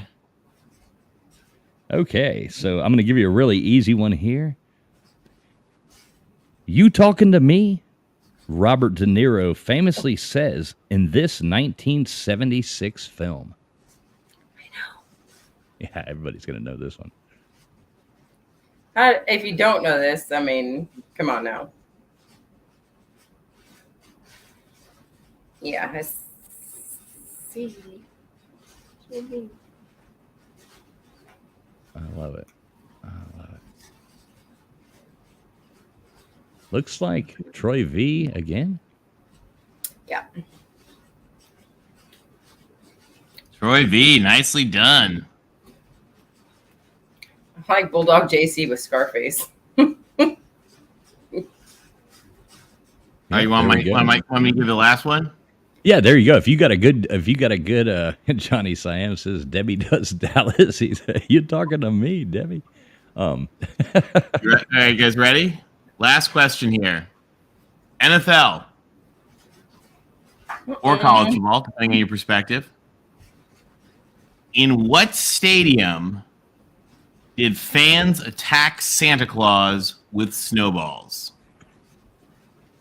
In what stadium did fans attack Santa Claus with snowballs? I'm not sure on this one. I'd say it's got to be somewhere up north, you'd think. Well, it looks like everybody else knows it because Nobody's gotten it yet. no, it's not Philadelphia. That's not the stadium. Oh, what stadium? Ah, the name of the stadium.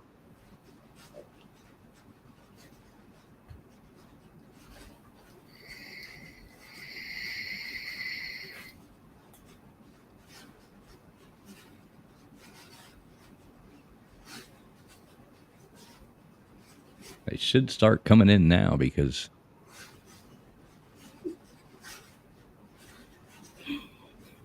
I don't know the answer, Tony. So Hold on, let me see if anybody's gotten it yet. James has it. Let me see if anybody's got it before him. So Franklin. Yeah, Franklin Field. Okay. I didn't see any Franklins before then. I saw a lot of Yep, James has got it. Franklin Field on the campus of the University of Pennsylvania, North Pole Coliseum. All right, so who's got it? James? I'm guessing. James I got see it. so Yep. many answers. I don't know. I'll Yeah, just take the word for that one. All right. So our winner is we have a winner. Can you give like a score breakdown from the bottom up? Just so everybody can, I like knowing where everybody came in. If that's Hold on one possible. second. Let me just do this. I'm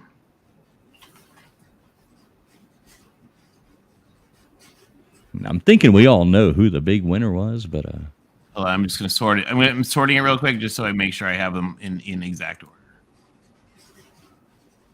these spreadsheet guys. K-Dog, All right, you ready? K-Dog, you'd be proud of Tony. He uses spreadsheets too. You wouldn't be proud of Friction Vixen. It works though.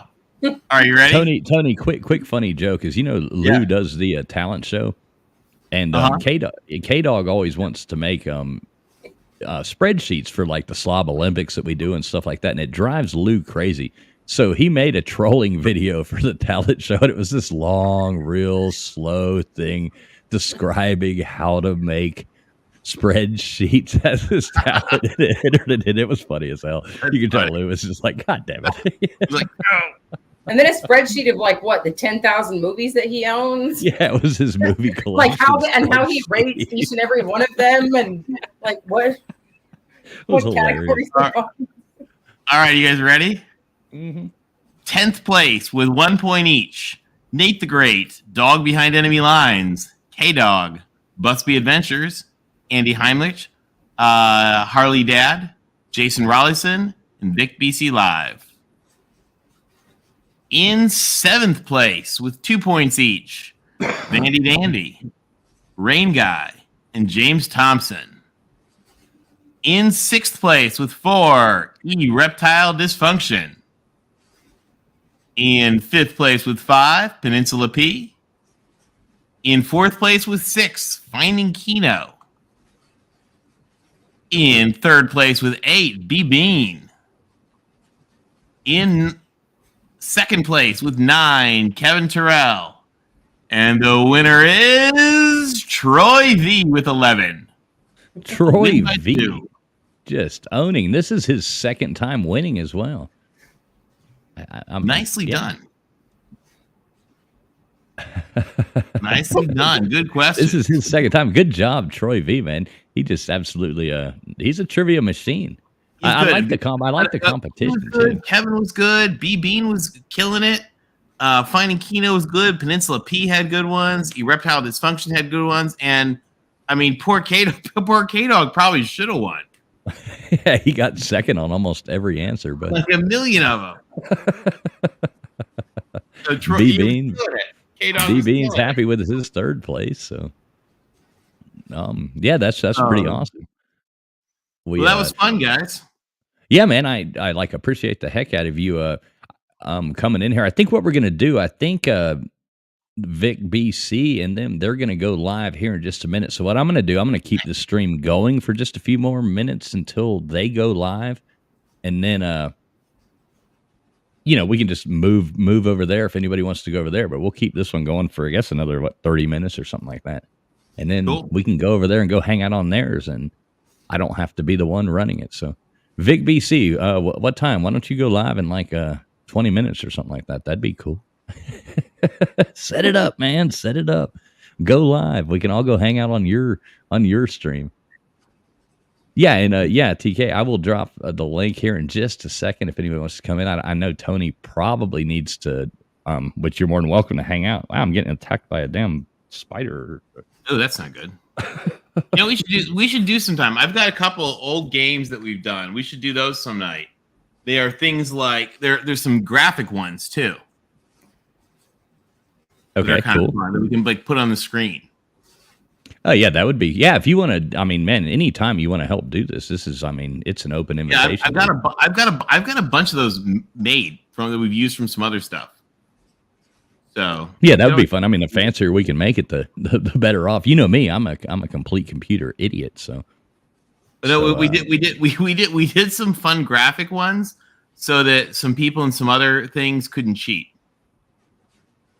Okay, because they couldn't Google it, because if you see the picture and then you can't like Google what it is. You either know it or you don't. Oh, that would be fun. Yeah, let's. I mean, if you want to do that next week, we can do that next week. It's all up to you, man. Is it something that's impossible to Google image search? It would be really hard. Okay. Yeah, you'd have to screenshot it, go in there, and there are things like what plane is this? And it's like a picture of the plane. You have to know, is that a 747 or an A380 or whatever. You really like transportation. They're good for trivia because you know them or you don't. Or there are things like state flags or whatever. Yeah, that would be fun. Even like country flags and stuff. That would. Yeah, we've got country flags. My favorite is former country flags. Oh, I know. I remember you did that one night. I was there for that one, man. That one just pissed me off. He sounds like he really likes to challenge somebody. Yeah, those are harder ones. But actually, the best is we did former country flags once, and Jordan Bowman had no idea and was just guessing them and got like half of them right. Yeah, I remember he won. I was there for that. I didn't know any of them. It was my uncle was sitting there with me too. France? Yep. It's like, I don't know, Spain?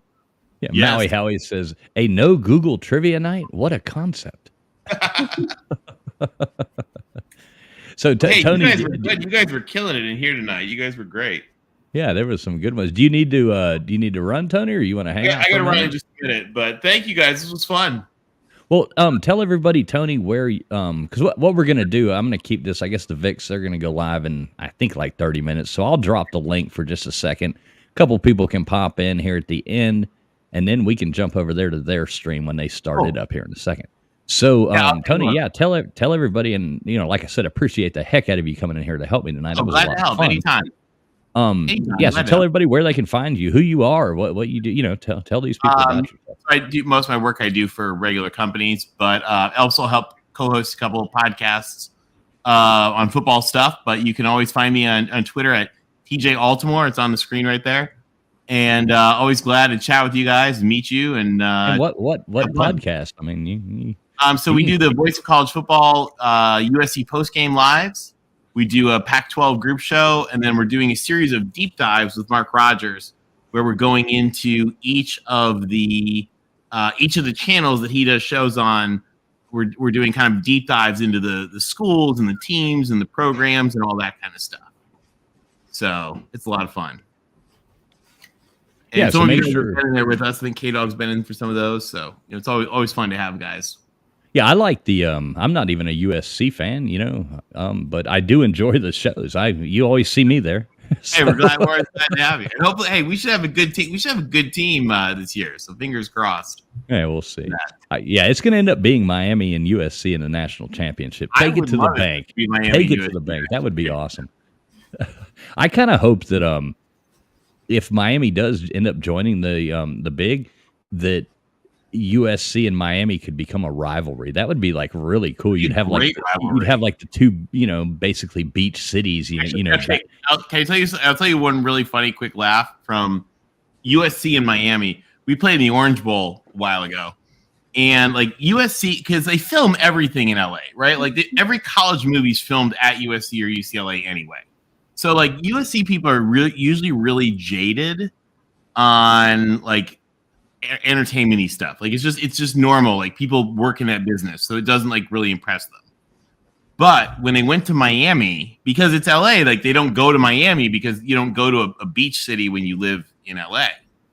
And so the funniest thing for me was so many USC people that I knew, the moment they would see the signs on Collins Avenue, their eyes would light up and they would go, A1A Beachfront Avenue. And it just made me laugh so hard that like that was the thing that made like the most jaded people like get excited for cheesy pop culture. That's funny. That would be a fun rivalry if that actually did start up. Oh, it would be so fun. It'd be so fun. It'd be a good time. It would be like the East versus West. Can I speak here, Tony? Where are you from out in California? Pasadena area or more LA? Or I'm very familiar with Southern California. So. So when I haven't lived in LA for a long time. I went to school at USC downtown, and I lived in Westwood after I graduated and worked in Century City. So where are you at now, though? Right now I'm in Florida. I bounce between Florida and New York. Okay, so you are okay. So do you realize, because I'm from California and I've been everywhere from the top to the bottom of California numerous times. Do you realize the spirit, like actually in the people in the South that like have that love for football, college football, like way more than you ever imagined out in California? They do. But people so USC people are actually surprisingly, the USC people have it. But the thing about the South is that like the entire population has it. But now I'll tell you though, if you go to the Northeast, like they also feel that way for the NFL. I mean, like if the Giants and the Jets lose, like Monday is not a happy day in New York City. Oh yeah, no. And it's interesting because one of the things I've told folks, and I don't want to bore you guys, like do a whole like talk on this, but like one of the things that happened is that they used to be like that in the Northeast. Like we talked about Santa being attacked with snowballs at Franklin Field. Well, the thing is the Northeast lost their college football teams because they pulled back the Ivy League pulled back the accelerator. Chicago quit the sport. And so that when those cities lost their teams, the fans didn't go to another team. They just started watching the NFL. Yeah, exactly. I could definitely see that. Yeah. That makes sense. Well, it's like imagine teams up there anymore. Well, no, but imagine if Georgia and Georgia Tech said, you know what, we're going to go D3. Like their fans wouldn't be like, well, I guess we'll cheer for Georgia Southern. Why not? Like they just stop and they cheer for the Falcons. and that's what happened in the Northeast. So everyone in the country does have their thing. What? I said I don't know who's going to start cheering for the Falcons. Okay, well, you're right. That's a whole other set.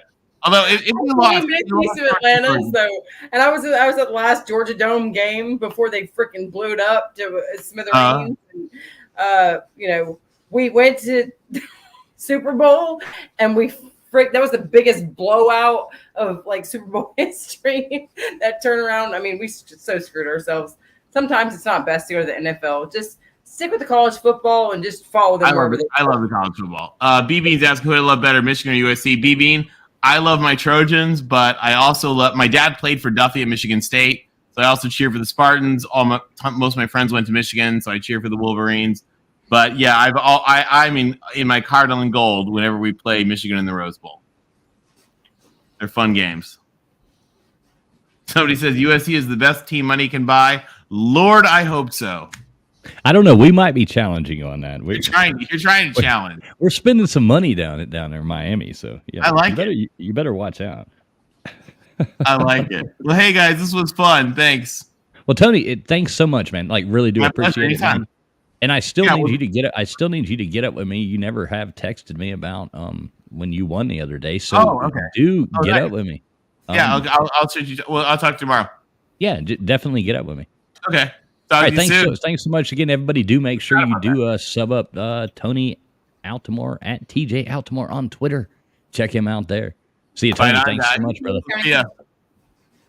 And we got Johnny Sam coming in here. Let me go on ahead and just real quick. Troy V, you won again. You do have my email, sir, correct? Please email me and let me know because you were the big winner again and got to get you something cool, man. So please email me and I'll check that out tomorrow and I will get in touch with you. And if you want to jump on the stream, Troy, or anything like that, I did drop the link. We're going to stay on here live for a few more minutes and then let Vic BC take it over from there. We've got, I think they're going to go live in 30 minutes. So if anybody wants to jump on and talk shit for 30 minutes, feel free. Here is the link once again. And if you don't want to jump on, I hope you did enjoy trivia. And like I've said before, YouTube still has us sitting in the corner, so demonetized and scolded like dirty dogs. So if you do want to show any support to the show or anything like that, the Super Chat and PayPal is streaming across the bottom. But I do appreciate everybody coming in for the trivia. Now let's talk shit for just a moment. Johnny Siam, how you doing, brother? Good, mate. Yourself? Doing well, man. I'm doing well. Can I have a question, or can I ask a question to the winner, Troy V, real quick, even though he's just in the chat? Because he just said something about he's from Chicago, and I'm just curious what baseball team he likes. But Johnny, how's things in Australia? Cold and wet. Cold and wet. You see a lot of snakes lately? Now that's what you want to see. You want to see a winner come on and gloat. That is traditional. A winner should come on and gloat. Oh my God! Okay, I thought I said are you taking shots at me there, Johnny? Well, I was driving the other morning during Johnny's bottle top trivia that he does, and I won the damn thing. You borrowed most of my format, so you may as well go the whole way, mate. I have admitted to stealing your format. I have admitted live, and I've shouted you out every time, my friend. I've said, my friend Johnny Siam does it this way, and it seems to work really good, and that's where I got this.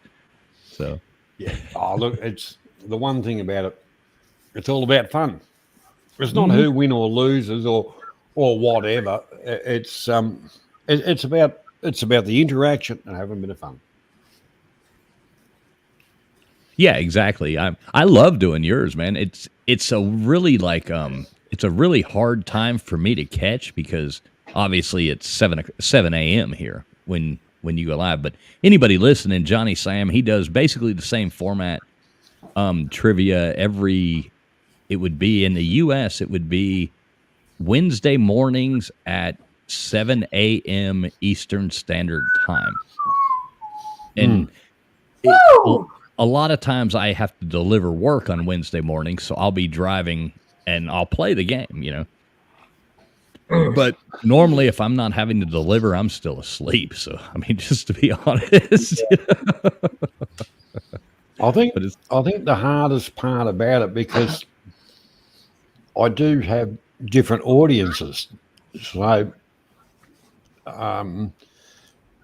the question base has got to be within grasp of Everybody. the subscribers. Yeah, all the subscribers and the participants, which is you're banging your head against the wall at times, you know, to make sure it's not biased in any ways. Yeah, it's like you can't just do Australia government or something. right. I mean, there are certain Any- categories you're gonna have to open up to other people that are in different countries than you.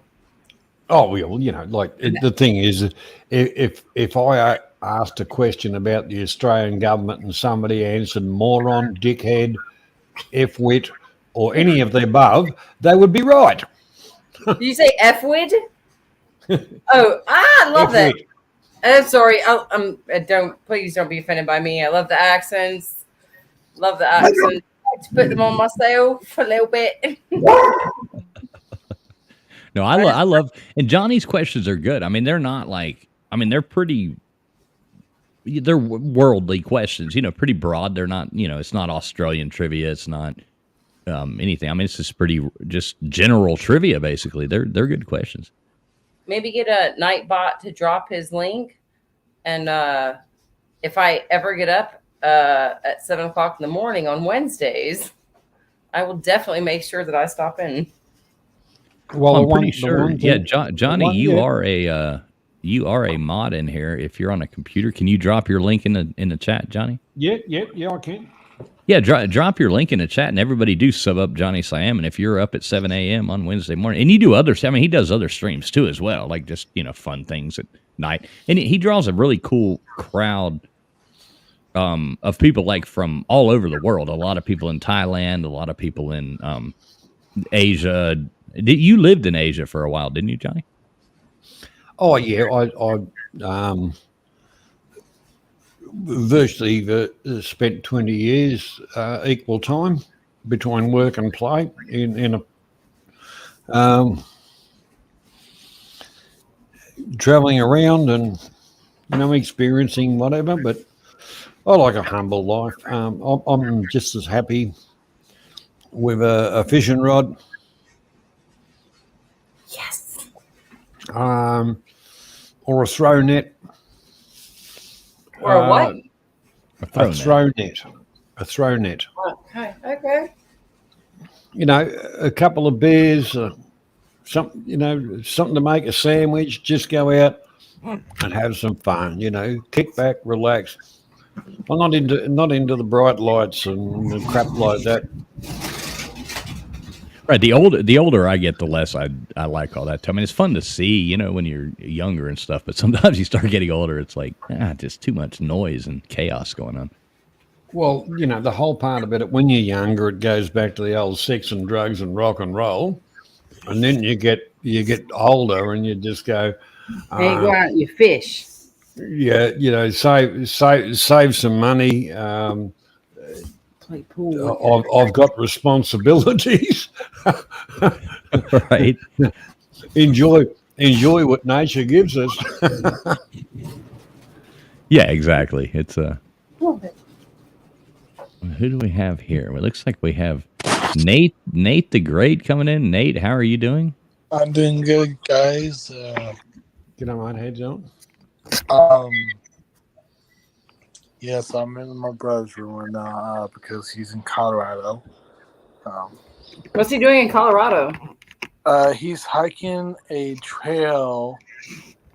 Not surprised. In Colorado with his friends for his graduation trip. Well, that sounds like fun. Yeah, I wish I was gone.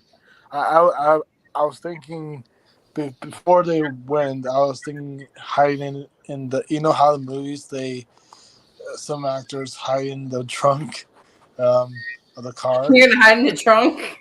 It's- There ain't no way you can. There is no way you can fit in a trunk. Well, I was about to say, what are you got, a Chrysler LeBaron? Well, hang on. Do not forget the old series Twin Peaks. She's dead wrapped in plastic. Right. But I like to show this picture when I have it. I'm 6'1", about 186 pounds, and let me find a picture of Nate the Great. So I'm 6'1", about 186, 87 pounds, something like that. And this is me standing next to this guy.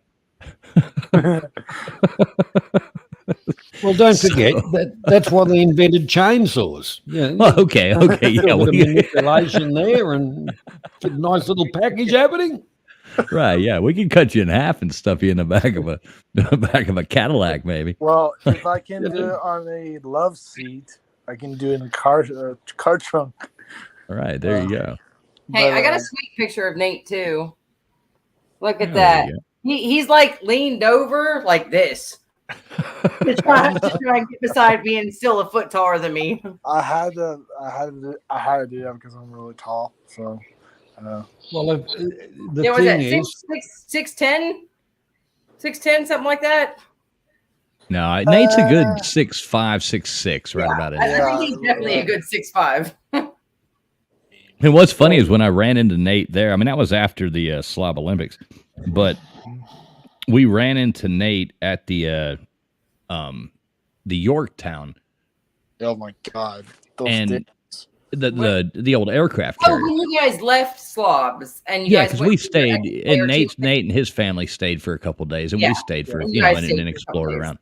So we randomly ran into Nate at the Yorktown. Like Mrs. Fools looks at, she's like, "Look, there's Nate," and we're like, but a lot of those places, I mean, it's closed quarters. You're walking down those staircases, and I'm having to duck, walking to these Yeah, things. me And too. Oh my I look- god. yeah, I looked at Nate. I was like expecting his head to be all purple and blue, from bumping it.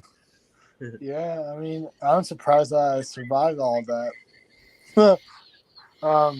But I heard that from you, Triumph, was that I want to say basement or the lower deck is more, I don't know, obstacle coursey. I don't know.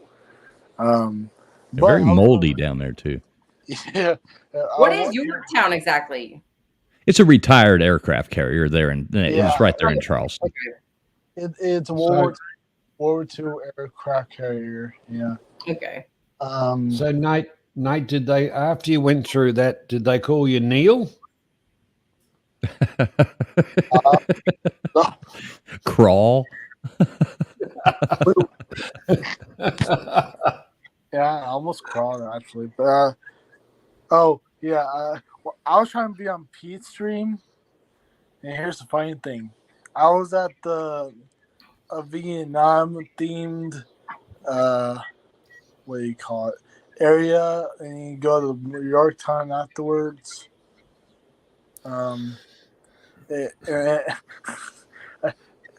And Pete was I was on the show for a little bit until I got kicked off. I was on the show for a little bit, and all you can hear is like helicopter blades, or what it was called, or yeah. Well, no wonder they kicked you off the stream. What's up, Daniel? was Very trying good to see you, brother.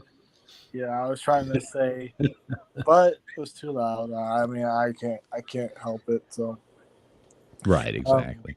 Yeah, Huffer Billy Paul says, "Can you imagine Nate in a submarine?" oh my god. He would be the Down Periscope. he would be the Periscope. They would just put Nate up there through the thing. They'd be 20,000 leagues under, grab him by his ankles and shove his head up and make him look around. They put him in one of the tubes and say, "Farewell." Oh, fun fact: my dad was I'm a little bit taller than him, but he was he was in a submarine during the Gulf War. On the USS Philadelphia, I think, was a submarine. So was a submarine. That's cool. Yeah. And he was a torpedo. Have you gone in a submarine, Nate? No, I tried to. I tried to. He knocked himself out walking on. I tried to go in the submarine in Boston. It's kind of like the. You been to Boston? Yeah, it's kind of like the Yorktown, the area that has like the Yorktown and stuff, but it has like a few. I'm actually surprised it has Russian ships there. Look at Nate's face right now. He's like, I'm so They excited take about like it. 7 vacations a year, don't they? And well, I'm excited because I don't know if I try to send Pete text, he never answers. But I'm thinking about fishing while I'm mute on this midday show. Oh, no. It sounds like, if I'm not mistaken, that's an Andrew Dice Clay. What do you think if I go fishing on the midday show, but I'm on mute? I think you should definitely do that. I think Pete would really appreciate it if you called into the midday show and fishing, and I think he would definitely appreciate that, Nate. Yeah, that's how I asked him. But You want to fly fishing? You got a private fishing spot? a fly or wait, I have a fishing spot, yeah, but in Omaha, they're all like little man-made lakes. That's the thing.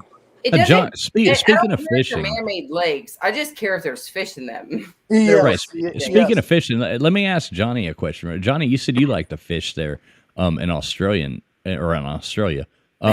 What do you? Yeah, you like to fish in Australian. You're like, that's not a knife. That's not a hook. Like, I just got a big one. What do you fish for? Well, we trout, rainbow or brown trout. That's really in my local lake. Okay, so do you do any saltwater fishing there? Or? It's a waste of time. Is it? It's Really? because beach fishing, it's very fickle because there's over 100 mile of beach, and it's just open white sand beach for 90 miles, really unobstructed. Okay. So you have to pick the right days to So specifically where you're fish saying there. you live, though, right? That's about an hour from where I live. Okay. Vixen, Vixen, you've got yourself muted, sweetheart. I'm so sorry. I said, so where are you at in Australia exactly? North, south? I'm in the south. If you Google Gippsland or Latrobe Valley, Victoria, Australia. Okay, Victoria, Australia. Okay, I don't know Latrobe Valley, but I know in geography where Victoria is. The whole part about it is Latrobe Valley is you have the Strzelecki Ranges to the south, and to the north you have the Great Dividing Range. Oh. That's why they call it the valley, and it's the main river flow where they join up is Latrobe River. And that's mainly the only thing that actually comes through the waters there is the trout? Oh, no, you get brim, perch. Okay. So now you're talking my stuff. I'm sorry. Don't be offended. I love it. I love your accent. So that's what I fish for regularly out here. I mean, it's up in, the northern Georgia mountains that I can fish for trout, or something along those lines, rainbow trout. But you are, oh man, you're probably, you're very close to Melbourne. Which I've heard that there is some good fishing in Melbourne, or Melbourne, however you pronounce it. No disrespect. So let me ask you this: because you do trout fish, a lot of people that I know, they like fly fishing for trout fish. Yeah, Is that I gave up fly fishing years ago. Basically, just our rivers are not what you would expect. you have a lot of overhanging stuff and a it's lot of overhanging stuff, and it was very hard. It was probably easier to get into the fast moving water with a what we call a spinner. yeah, it's spinner bait. Yeah, and just cast that. You know, you put I'm a under fisher branch woman. You're speaking to a fellow fisher woman. I don't. Yeah. Oh, I thought Kevin was laughing at me over there. Sorry. I thought he was joking up on me. I'm familiar with all the baits and all that kind of stuff. That's why I'm interested because I mean I've been learning how to fly fish, but I fish. I've got spin cast reels. I've got bait cast reels. I really like bait cast reels, but a lot of people have a hard time with them. Well, I'd just use what we call an egg beater. An egg beater? An egg beater, you know, it's front cast, just like a spin cast. Basically, we just call them egg beater. I like that. It's interesting. I like learning stuff new about fishing because, I mean, really one of my biggest passions is fishing. Me and my husband, we go out to some local areas around here that are open all night, and we will fish throughout the entire night and just pull an all-nighter just to go fishing. Well, I'll tell you a funny story. I went out onto a lake, and I'd got some live bait, some small frogs. Nice. And I was using the live bait with a float. Yeah. And I throw it out, and this little bastard of a frog kept on coming back up and sitting on top of the bloody float, little mongrel. So he had to cop it. You know. It was funny, really. Because every time you shine a light out to see how everything's going, the frog was sitting on top of the float. I thought, why am I going to catch anything? Like, what's going on out there? Is something I went fishing. I've been a couple times, but the first time I went and I knew nothing. And of course, you know, I was in Indonesia, and I'm like, because I love fishing as well. And God, I want to fish. So of course I go get these people. They take me out, and we're in the Java Sea. And I mean, it's just horrible, you know. Like, and I swear, the only thing I caught, and this is kind of like the ongoing joke, but it's the one time in my life, and I actually really did it. I reeled in a boot. Like, how did this happen? Like, I literally thought I had a fish, you know. And they're like, oh, and they were just taking my money. You know what I mean? I got just totally hosed. But taking me out there, you know, into somewhere where there's no fish. I mean, I probably could have caught that, you know, Malaysian airline would have been that or a boot, but I got the boot, you know. It was pretty funny. I still laugh about it. Now, did you throw it back so it could breed? No, I'm still wearing it. You want to hear my fishing story? I'll make it quick as possible because I know that you guys always think women tell the longest stories. Okay, so we were out. No, whoever said that? I was. If you could make a sandwich is quicker than you can tell a story, then you're good in my book. Awesome. Okay, I could definitely do that. So we were out doing the overnight thing. I had the biggest fish of my life on the line. I literally had probably like a 5-foot long carp, and it was probably about 75 pounds or more that I was trying to get up onto the boat, and I lost it. And next thing you know, my line gets tied up around, you know, something out there, and this all happens in the same night. You know, I almost catch the biggest fish of my life. There's a alligator snapping turtle that's probably about 200 pounds, and Oh, it's shit. probably about 5 feet long. That my line has got wrapped up around his face, and I'm reaching down, and I think it's a log that's sticking up out of the water. And I reach down and I grab my line and I pull it off. That thing almost snaps my damn finger off. I freak out to my husband. I'm like, man, we're out here all night. I cast again. You know what I pulled up, Traveling Fools? And I'm What's telling you, this shit was heavy as hell. I was like, oh my God. It's like, what the? Oh my God, right? Well, it was a bag that I had somehow penetrated and got stuck into one of the dirty diapers that was in the bottom of a dirty diaper bag. So I Ew. got 3 dirty diapers in a like Oh 2 my god. grocery sacks. Oh, And I was in there telling TJ, I was like, oh my God. I was like, this is that carp again. Oh my God, it's so heavy. And you know, those diapers are meant to absorb every bit of moisture. What are you doing? God. Like fishing in the Friction. puddles in a Walmart parking lot? you know, friction. What's that tell you? What you know? Really, what did you learn from that experience? I learned that people don't know how to respect public waters and public land. That some people should be smited and hung by the head, or Put in a pillory. Put in a pillory. I and have cabbage thrown I at it. actually thought the first thing you would have said, well, shit happens, you know, and we'll just move on from this.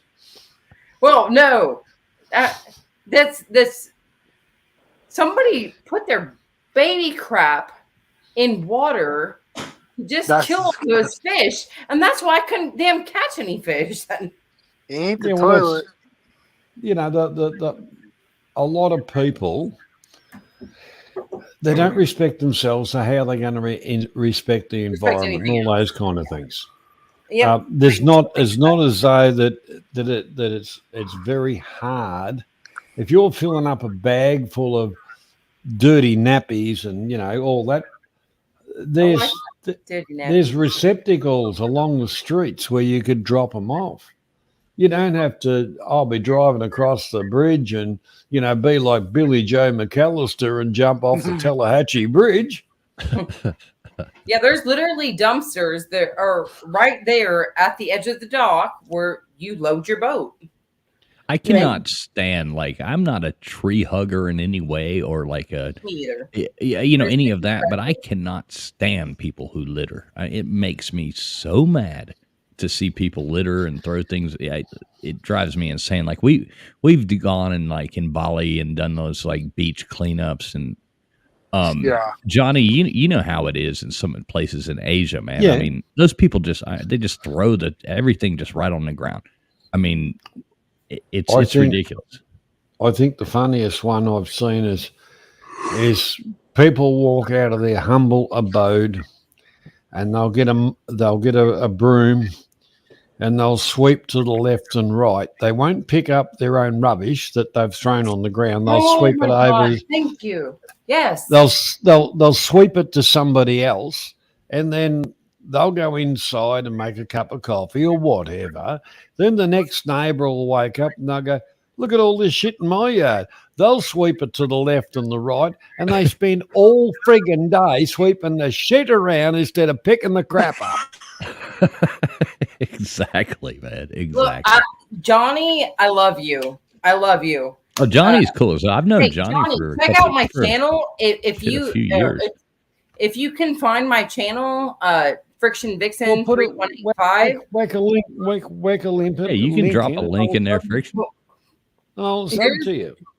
I have a video on there where I actually dealt with a neighbor that because she had construction debris from an addition that she was putting onto her house, and the construction workers put it out on the street in front of her house after they were done with the job, and she dumped it on my property on 2 different occasions. And I have a confrontation video on there that just shows you don't dump trash on Friction Vixen's yard. And even since then, I feel like I should record the videos because I live right across the street from a very nice subdivision, And this nice subdivision, they hire these workers to come out here and clean up their front areas that are visible to the main road, so they look very presentable. And they plant little flowers and stuff up there. And I don't know how many occasions it's been that they literally are blowing the leaves, the sticks, the trash all over past the guardrail and down 15, 20 feet to where my pond is, where I used to have fish that they killed with contamination. And I've gone over there on numerous occasions and been like, hey, I'm watching you guys every Friday. You see this? This is not okay. You guys have a truck. You guys are getting paid. Take care of your crap. Put it on your truck and get rid of it, because you guys are getting paid to do that. Don't blow it over into my yard because it's the easiest yard to access to make your guys' front area beautiful. I can't stand it, though. It's people that are so focused on trying to make their area beautiful and make themselves so presentable that they are willing to just rub off their rubbish and everything else on anyone else other than themselves. So I love you for that. That's great. Sorry. That was a long rant. You know, let me apologize real fast to the chat. I've been reading the StreamYard chat and it froze on me for some reason, and I realized there's all these people chatting on YouTube, but the StreamYard chat like totally froze on me. So I'm still like, the last thing I see is James Thompson saying, "Go fishing." Yeah, mine the same way. Yeah, same. Yeah, go fishing, Nate. That's what I see too. Right. I just looked over at a screen over here on YouTube, and I'm just like all these comments. So sorry, guys, not ignoring anything you were saying. Just realized that. What's the normal statement? Things froze up. I'm not ignoring anybody or anything like that. We love everybody in the chat, but some of you pissed me off, and geez, you dribble shit. Yeah. I love Johnny Siam. Johnny, you don't mess with the with that other channel anymore, do you? The global one. You're not any part of that, are you? Okay. No. Because I tuned into it not too long ago, and man, it was kind of a shit show. But was it like an Edward shit show? No, it was just a bunch of people. It was a bunch of people just yelling at each other, basically. That's they were the more cock show. You know, conversation is you speak or you make a statement, and then you shut up and you listen. That's the art of conversation, not who can yell the hardest and longest. But Johnny, are you sure about that? What you talking about, girl? No, are you sure about that? Are you really positive? Yeah, those streams.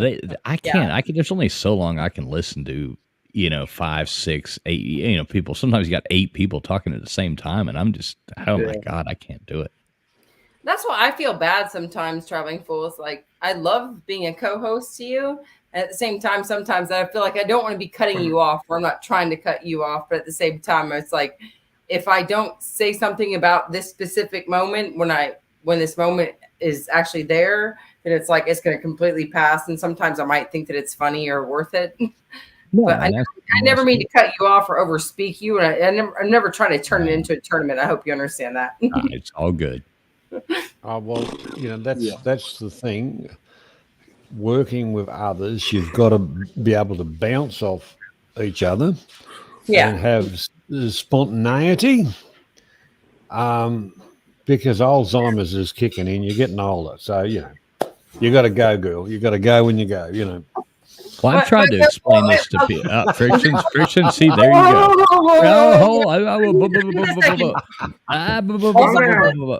Ixnay. I've tried to explain this to people many times. Like any kind of podcast or radio show or anything like that, anybody's job is not to say like if we were doing a real show together, my job would be to set Johnny up to say something next. Johnny's job would be to set Friction up to say something next. Friction's job would be to set Nate up. And sorry, K-Dog, Nate's job would be to set you up.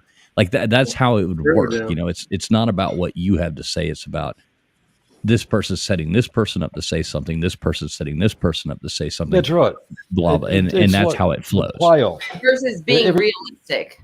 Right. And Everybody plays off everybody, and that's the whole art of doing it. Like I'm a joker anyway. I'll take the piss out of anybody and everybody. Yeah. You know, I can be very serious and knowledgeable, but fuck that. That's too hard. I'd rather piss around. A lot more fun. I think you're a funny guy, Johnny. I've appreciated meeting you. You've definitely lightened up my night tonight, and I mean I've had a good day anyway, but it's definitely been enlightening to meet you. Well, Friction, it was good to meet you, but I always used to start off a show. Oh, this is going back many years ago, and I used to say, look, if I have insulted anybody, shit happens. If I haven't insulted you, I'll get to you next week. Catch us later. You know. Take a rain check. Yeah, that's it. That's it. A 3-second An story. IOU. A 3-second story off of that. So when I was in 3rd grade, my dad was drunk. He went to a Rolling Stones concert the night before. He sent me out because I didn't have my clothes cleaned. The maid hadn't been there the night before. And my dad didn't know what to send me to school in because I didn't have a dress fixed. So he sent me into a school or a green tie-dye shirt that had a frog that was about this big on my shirt. And he was drinking from a beer bong. And it said, shit happens. And on the back, it said like Puerto Vallarta, Mexico. And I got sent to the office. And my dad showed up. It was midday. My dad showed up drunk, leaving from the job, which, by the way, God rest my dad. I love him. And, you know, I'll miss him forever. But he showed up drunk halfway through the day at my school. Like, shit happens. And if you got a fucking problem with it, you know, I mean, I don't know what to fucking tell you. I'll take her home. And that's the day that I learned that shit really does happen, and you just gotta freaking roll with it. I agree. You just gotta roll with it. I mean, I personally, I changed when my kids were young. I changed their schooling because of prejudice. You know, we're not talking black, white. We're not talking any of that. We're just talking about, oh, we don't like your family because our family don't like your family. It was like the fucking the McCoys and the fucking. Where were you living at the time? Yeah, the Hatfields. Well, just 20 mile away from where I live now. So, because that's why I was asking, because I know he said that you lived in some other countries and stuff, and I have heard that Australia is very prejudiced about families and you know, certain areas that you might come from. That it is very prejudiced, and it's just white on white. Well, no. The whole part about it, we have an indigenous culture, and there's there. It might sound some racism there, but it's not really. It's just the actions and some of the carry on that goes on. People that come from other countries are virtually, you know, they're embraced. They're you know, because it is a multinational country, the same as the USA. Yeah. But the one thing our country's doing at the moment, because they deem that they want to up the population, they're focusing on one country to source people from, and I think that's racism itself, because I don't want to turn my country into a little somewhere else. multiculturalism's fine, interaction's fine, but don't start shoving their shit down my bloody throat that comes from another country, which is leftovers from the crap that they brought with them. That's like Californians coming to Georgia, right? Yeah, well, Hey, what now? I don't.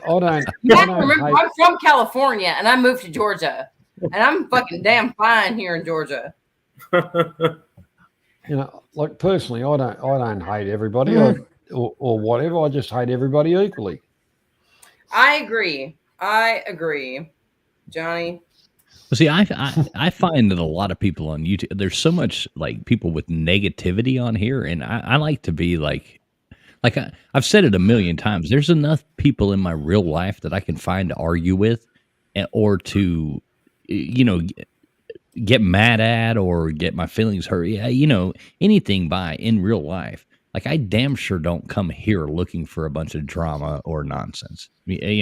I'm here for fun. I'm here to, try to help people out or be, make some friends or learn something new. Positivity. Save drama for your mama. Okay. I'm sorry. I need to justify myself right here, because I agree with Johnny right there that he hates everybody equally, but I also love everybody equally, and I would do. I've given the shirt off I would give the shirt off my back to a stranger. I love people genuinely. And I go out of my way for people that I don't need to go out of my way for. But at the same time, if you're on the bad list, you can just stay on my bad list and stay away from me, really. I don't think that shirt you've got on and fit me, so I'll pass on that, thanks. But you do want to take it off, though. But you can give it to K-Dog if you like. Nate's the one to take it. Weird hooters out there, so It'll be a belly shirt on Nate. I gotta say, it's not quite a oh, oops. Hello. We went a little bit far that time. Right. Okay. Moving right along. That was a lot longer than it was. Sorry. Playing strip poker now. Oh God. Strip poker. That'll be a freaking hit tomorrow. Whose turn to shuffle? Oh, and like I said before, spin the bottle. I am reading the chat off of YouTube, but it is frozen on StreamYard, so I can't highlight anybody's comments or anything like that. I'm not ignoring you though. I am reading. Is it froze like for you guys too? Yeah, it's frozen for me. I reloaded. That's why I left. I came back and it's still frozen. It just the last thing I see is Go Fishing Nate as well. Dang, StreamYard. We just lost. Oh, here's Johnny coming back. We lost Johnny for a second, but I love Johnny. He's funny as hell. I wonder if he thinks it was him that was causing the the little strain in StreamYard chat until he's trying to reload. It looks like he's having. Oh, hang on. Go like this. There we go. I actually did a refresh on StreamYards and it booted me up.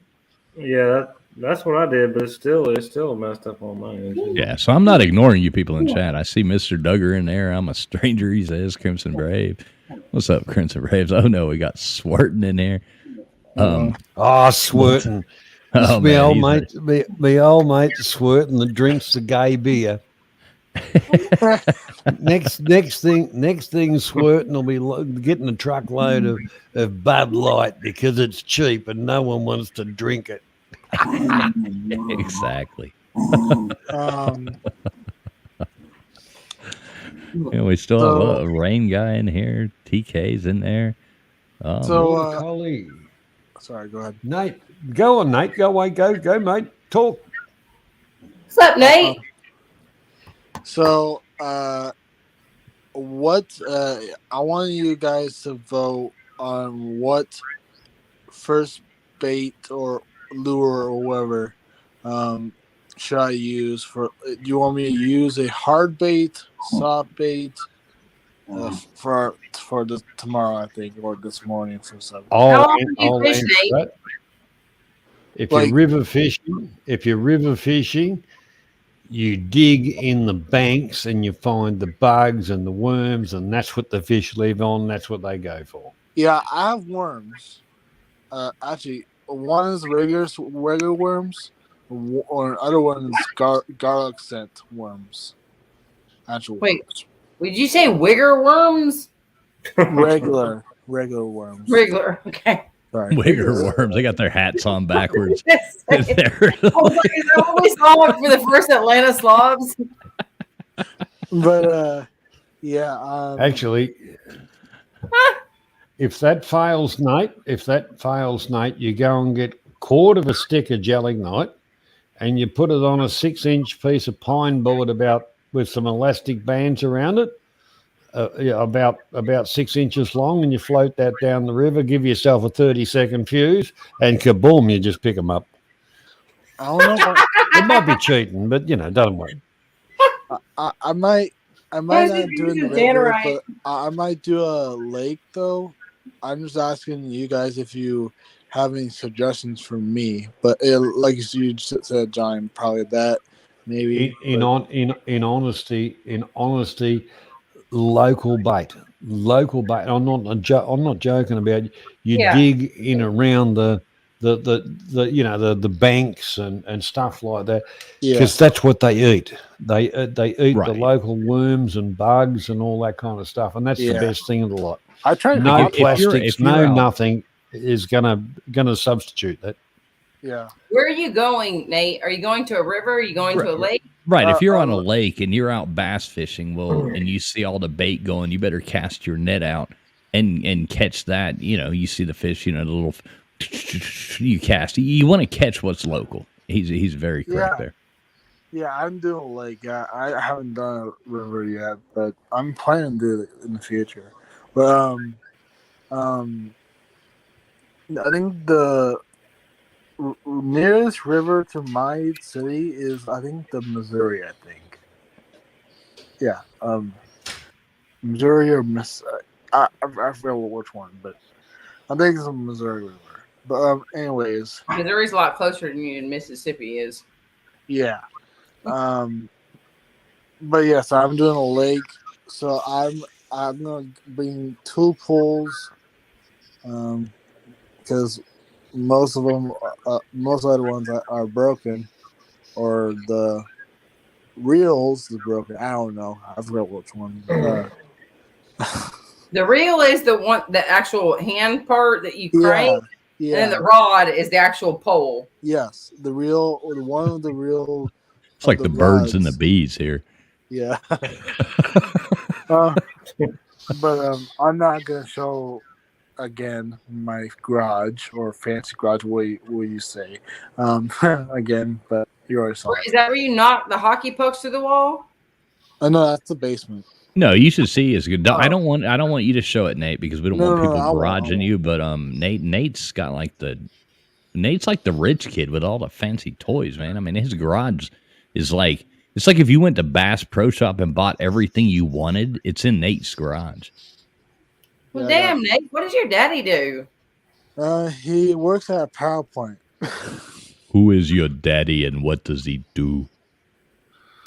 That makes sense. Power plant. Power is Who's your daddy? money is power. What's your You like Homer Simpson? Who's your daddy? Yeah. You know, and trust me, I know kids like you, Nate. And then you go out into my garage and you got a fucking busted ass 79 Trans Am that Yeah. I've been on for 5 years, and You got a four-wheel 79 drive. Trans Am in your garage? Are you serious? I don't know what that is. Oh, actually, I think I did see that one time. Are you fucking serious? Oh my god! Y'all are making Okay, me let's sick. see the Trans Am. Here we go. Y'all are Yeah, making me shit just got real. Oh, fuck. I I was born in only 2000. I only driven to church on a Sunday, taking my mama and papa. Look, if I fired this Trans Am up for y'all, y'all would shit your pants at how fucking loud it is, because it sounds like an I airplane. doubt that. It I sound- doubt that. It We have sounds real like a cars here. helicopter is going off in your driveway a half mile up the road. Don't. I mean, don't. Yeah. What do you got? You got a miss in one of the cylinders. No, I've got freaking straight pipes on it. The guy that I bought it from, well, the guy that my husband bought it from in 1979, the guy I bought it. So look, y'all are making me embarrassed because I got all this shit on it and everything. I had it cleaned up about a month ago. Y'all don't understand. Okay, I have watch spent out. so much time and money into like personal time. Like I do the work on this. I do the electrical work. I do the firing. I dropped the freaking motor and resealed everything. Like, and then I lost my job as an assistant manager in a freaking car place. And I'm like, man, I want to kill somebody. You never get prices like that again. Richard, how do you lose a job? You forgot where you put it, or what? I'm sorry, that was so loud. What now? No, I'm just being a smart ass. I'm just taking the piss. Don't worry. I figured that's why I just was like, let me make as much noise as I can. What the hell is This is that? my baby. Is that a That's sports half a car or car. is that a go-kart? That's half a car. Yes, a freaking car. You bought it in a bought it in go-kart. 79 as a Destructo Oh, kit. never mind. It's not a go-kart. Got the so the guy in 79, he literally had the entire front end cut off, and Dang. he had in these sport bars for drag racing right here. And so what motor's in it? he took 340. no, the guy originally took the 403 out of it and he replaced it with a small block 350 and literally put in for the mid or late 1980s. He put in the best of the best on this car. But the thing is the guy died like 10 years ago. And I've had this car for probably 6 years and it's never, ever been street legal. And so I can wonder why. Well, street legal is overrated. I mean, well, I'm saying, what's the difference? It has never been registered as a car. It's never been legally registered since 1979 when it was originally purchased. The question is, what's the difference between legal and illegal? The dumbasses that get caught. Right, exactly. In Jersey, everything's legal as long as you don't get caught. That's it. I will say this. There is absolutely no freaking way that you're going to go. Okay, I'm going to fire this car up for you guys one day. Maybe next week at the very beginning of the stream when it's not like so abrasive to all my neighbors' ears and their windows. I will fire this up for you. And that's how you win. That's how you win. It's so loud that there is no getting away with anything. Somebody is going to catch you. Yeah, but because they're gonna be like, "What is that noise?" I'm going to follow the helicopter noise. That's simple. You know, it's how you win friends and influence people.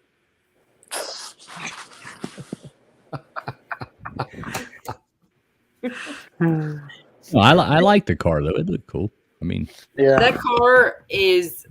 I wish that I can actually still find the pictures of it when it was like top grade.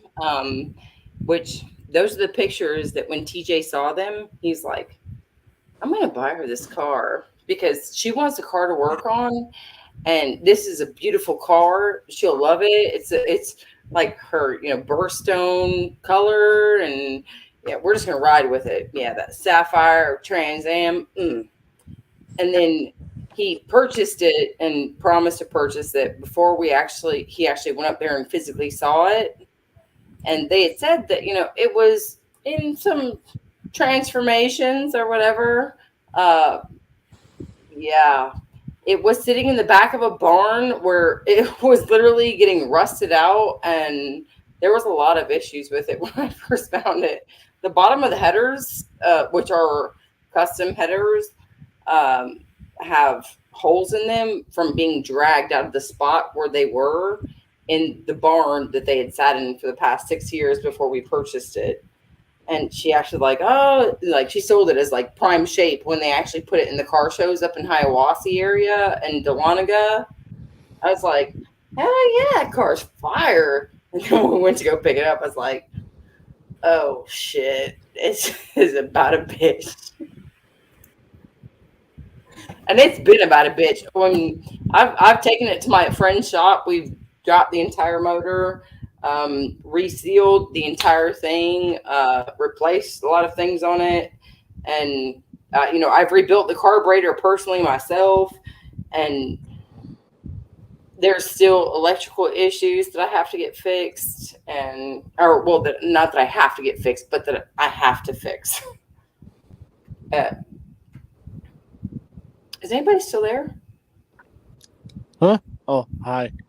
I wasn't trying to cut anybody off. Everybody talk. I mean, it just seemed like y'all got quiet and like wanted to disappear. I'm not. No, you're good. Hey, Nate, how do you like my tool, or how do you like my special sports equipment out there? Is it as cool as yours? I like it. You want me to show you my busted ass 4-wheeler in the backyard that had a tarp over it for the past 3 years that I can't afford to get fixed? Sure. No, you don't want to.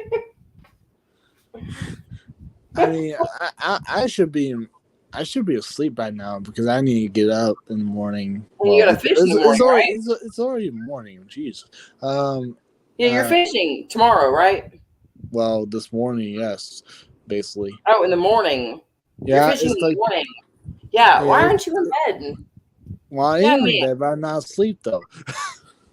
But you were already in bed, in your brother's bed, and then you got back on the StreamYard. Obviously, you weren't ready to go to bed. Well, I might have slept like for 5 minutes and woke back up. Woke back up and had to get back on the StreamYard. Well, I was in the StreamYard still. I was not talking at the moment, and then. Oh, you're right. It was K-Dog that dropped out for a second. Yeah. But, I was gonna say, did you drop out for a second and pop back in? Because, we got the Egyptian over there. But yeah, what do you usually use for bass fishing? Are you in muddy waters? No, well, it depends because there's a lake called Flanagan Lake. It's like 3 years old now, so probably not really muddy, but it's sorta. Okay, so here you want because nobody else is speaking, I'll just give you my best opinion, and then I'll let anybody else speak. I've learned that going from California waters all the way to Georgia waters to North Carolina waters, you get a stick worm about that long. Yep. You can hook it up wacky rig. You can hook it up straight rig, and just have a muddy green tone to it. There, you could get the purple sparkles in it, the red sparkles in it, the green sparkles in it. But if you go with a natural looking color bait, damn near anywhere that you go in this country, in this beautiful country of America, slightly trying to be back beautiful again. Maybe we'll get there next year or so. Almost all the time, anywhere that I've gone fishing in the entire United States, you can almost always catch something bass wise with a green based, like dark green, muddy green based stick worm or soft worm, however you want to do it. You almost always catch something. You just have to figure out what colors are more prominent to your area, because you might have like some weird purple bugs that like to get up around the areas and that's when you got to put that purple sparkle in there. Yeah, I know what you're saying. I mean, I do have wacky worms. That's the thing. And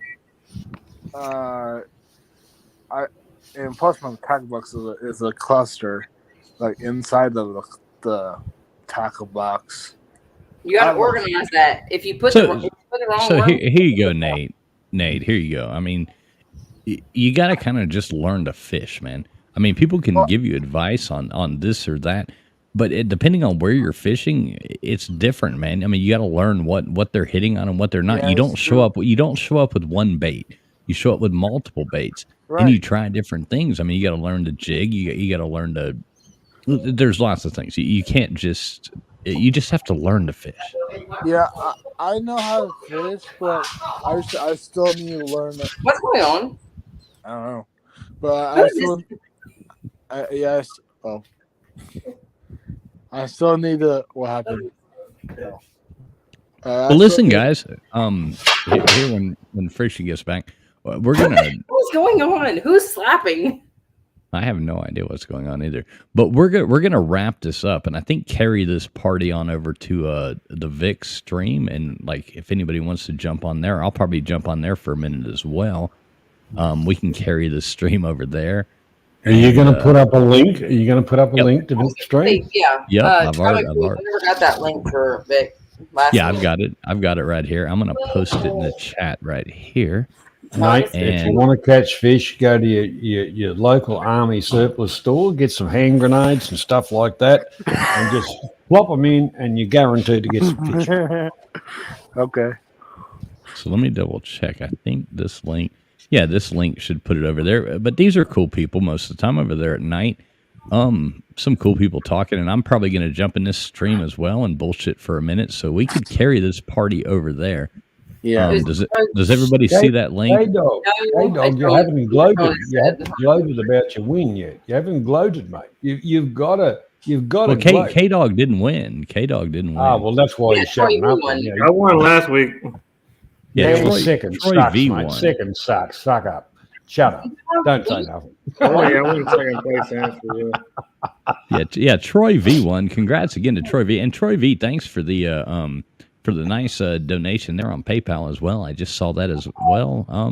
Like I said, sorry I can't see the StreamYard chat is not showing up. It's still frozen, so I had to switch over here to YouTube over here on this screen. But I do appreciate it, Troy V. Make sure you do email me tomorrow, so we can figure something out. Because we got to get you something cool, man. Got to get you something cool for that win. So make sure you do email me. Let's see. So yeah, I'm gonna go on ahead and wrap this up. I dropped a link. I think. Can you see the link in there, Johnny? No. Yep.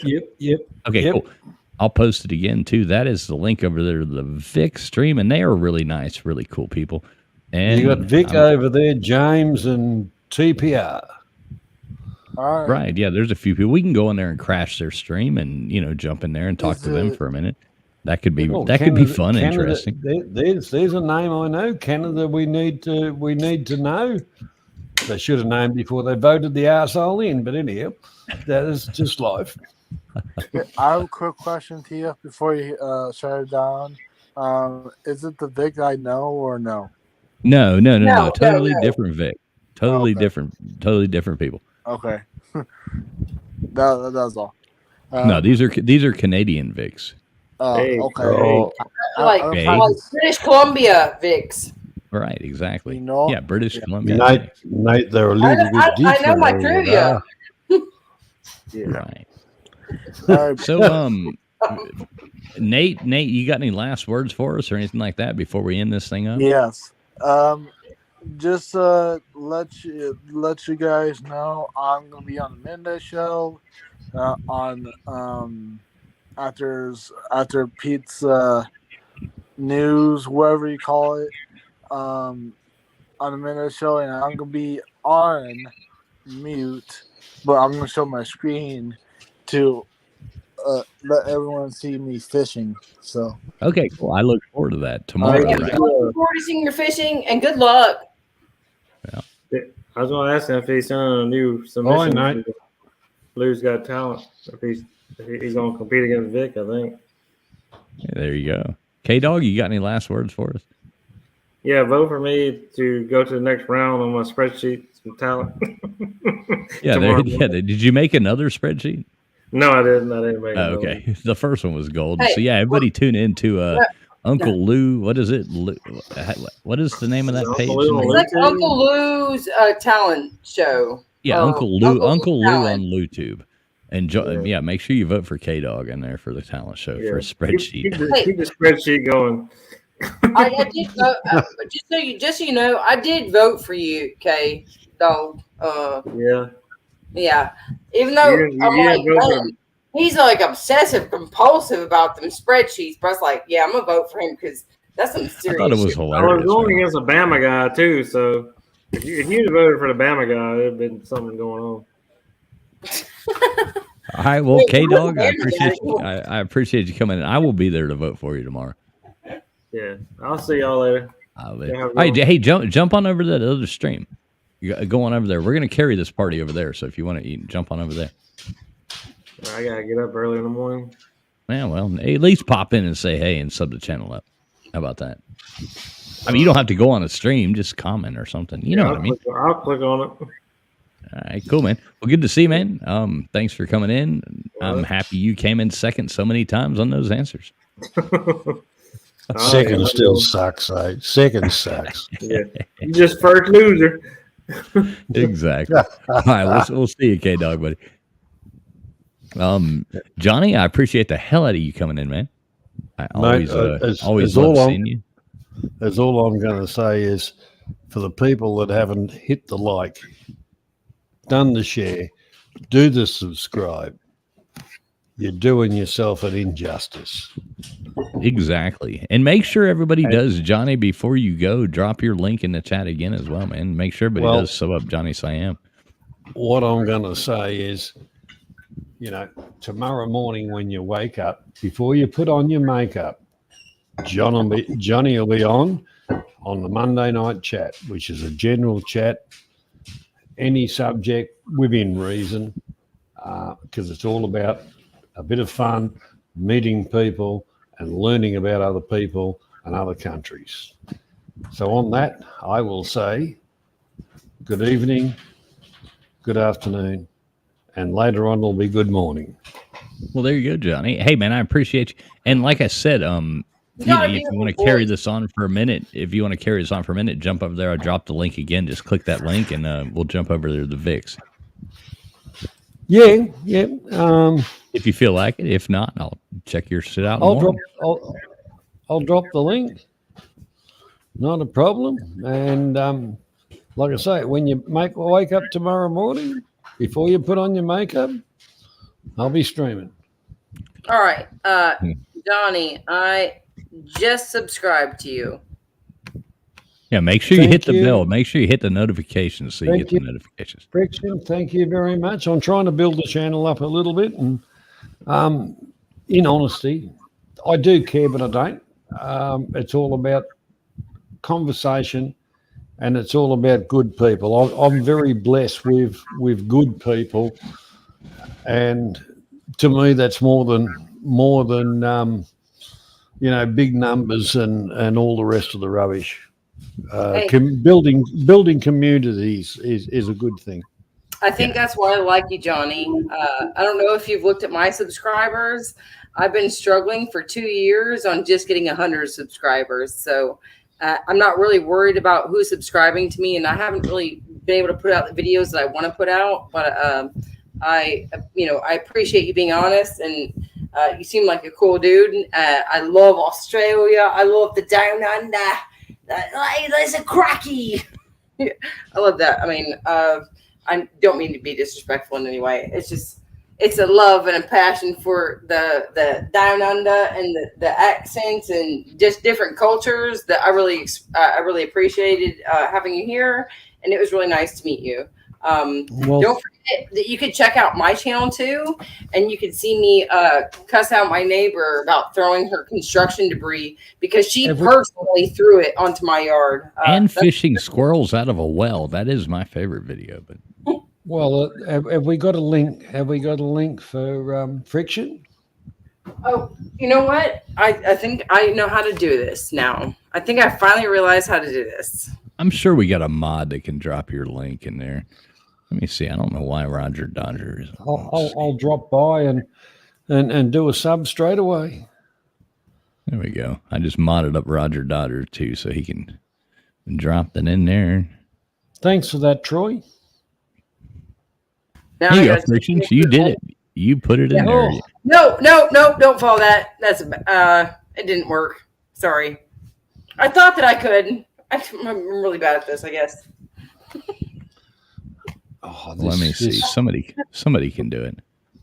This guarantee it. YouTube thing with that stupid if heart your they put there. subscribers, does it show you me that I subscribe to you? That's how I thought it was the easiest, but I don't know why that link didn't work. Actually, you're both mods. All you got to do is just click on her avatar. Thanks, Troy. Appreciate it. Yeah, all you got to do is, because you're a mod, all you got to do is click on her avatar and it will take you there. But I have her. Yeah, that's channel right. Go to channel. Bingo. There you go. Oh, well, that's cool too. So I don't even have to do anything. I'm just stressed out. Yeah, about there too is simple ways of doing this shit too, you know. That's why I try to mod everybody up. Yeah, here is Friction's link as well. I will paste that in there. Boom, boom. There you go. There's Friction Vixen's link. I just put it in there. 93 so yeah, let's subscribers. Let's see if we can get you up to 1,000. Yeah, and Friction, if you want, jump on over there to that other stream if you want to. Yeah, I actually am. I've already got them pulled up on the other chat with James and Vic BC and I guess TPR. Yeah, let's see what's going on over there. I don't want to keep this running too long. All right, yeah. Johnny, any last words for us, my friend? No, I've got none. Thanks for having me on. Hey, man, nice. I Appreciate that. being here, man. You're always welcome, buddy. And I'll just sign off and say, God bless and take care. Hey, God bless you too, Johnny. Thanks so Let's much. take care. We'll see you again. Hey, I'll be back to keep challenging those hosers in that Johnny's bottle top trivia. Don't you worry. I like it, man. I love playing. But yeah, thanks, Johnny. Thanks so much, man. Love you, brother. I'll catch us all later. Bye-bye. Right. See you, man. Bye, Johnny. Bye, Trolling Fools. Friction, Bye, you got Friction. any last words for us, Friction? Take care of those buttholes. All right. Well, we'll see you over there on the VIX. And practice your trivia. Sorry. Oh my God, you're still live. Oh yeah, we're still live. Of course, we're still live. I got to wrap this up and say goodbye to everybody. There is the link. I'm going to jump over there into this stream and I'm going to probably jump on this stream over here with the VIX and talk to them for a minute and support them. But I would ask everybody, do please click that link and go over there to the VIX stream.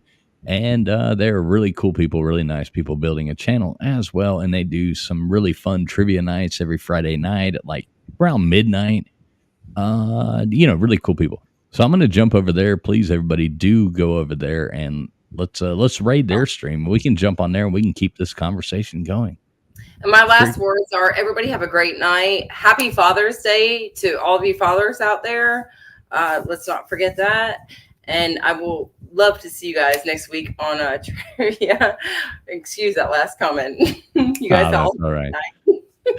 I'm sure it's not the worst thing we've ever heard here. But okay, cool. So I'm gonna jump over there, exploring with Ben. I see you just came in here too. Jump over there to that link I just put. Troy V, if you are, and congratulations again, Troy V, on winning. I look forward to your email. Let's work something out. I can get you something cool. SO, he says, bye, Vixen. It sucks, man. The StreamYard chat froze up, so I'm having to read this off of YouTube now. And I can't highlight any of your comments. I'm not ignoring you. I see that too. Roger Dodger, thanks for being here too. I just modded you up a minute ago. Make sure that you can do all this kind of cool stuff as well. And shut up, Ben. Don't be a dick. Anyway, so thanks so much for everybody for coming in. Once again, Troy V, congratulations on being another big winner in trivia. We can start playing. Let's play some cool country music.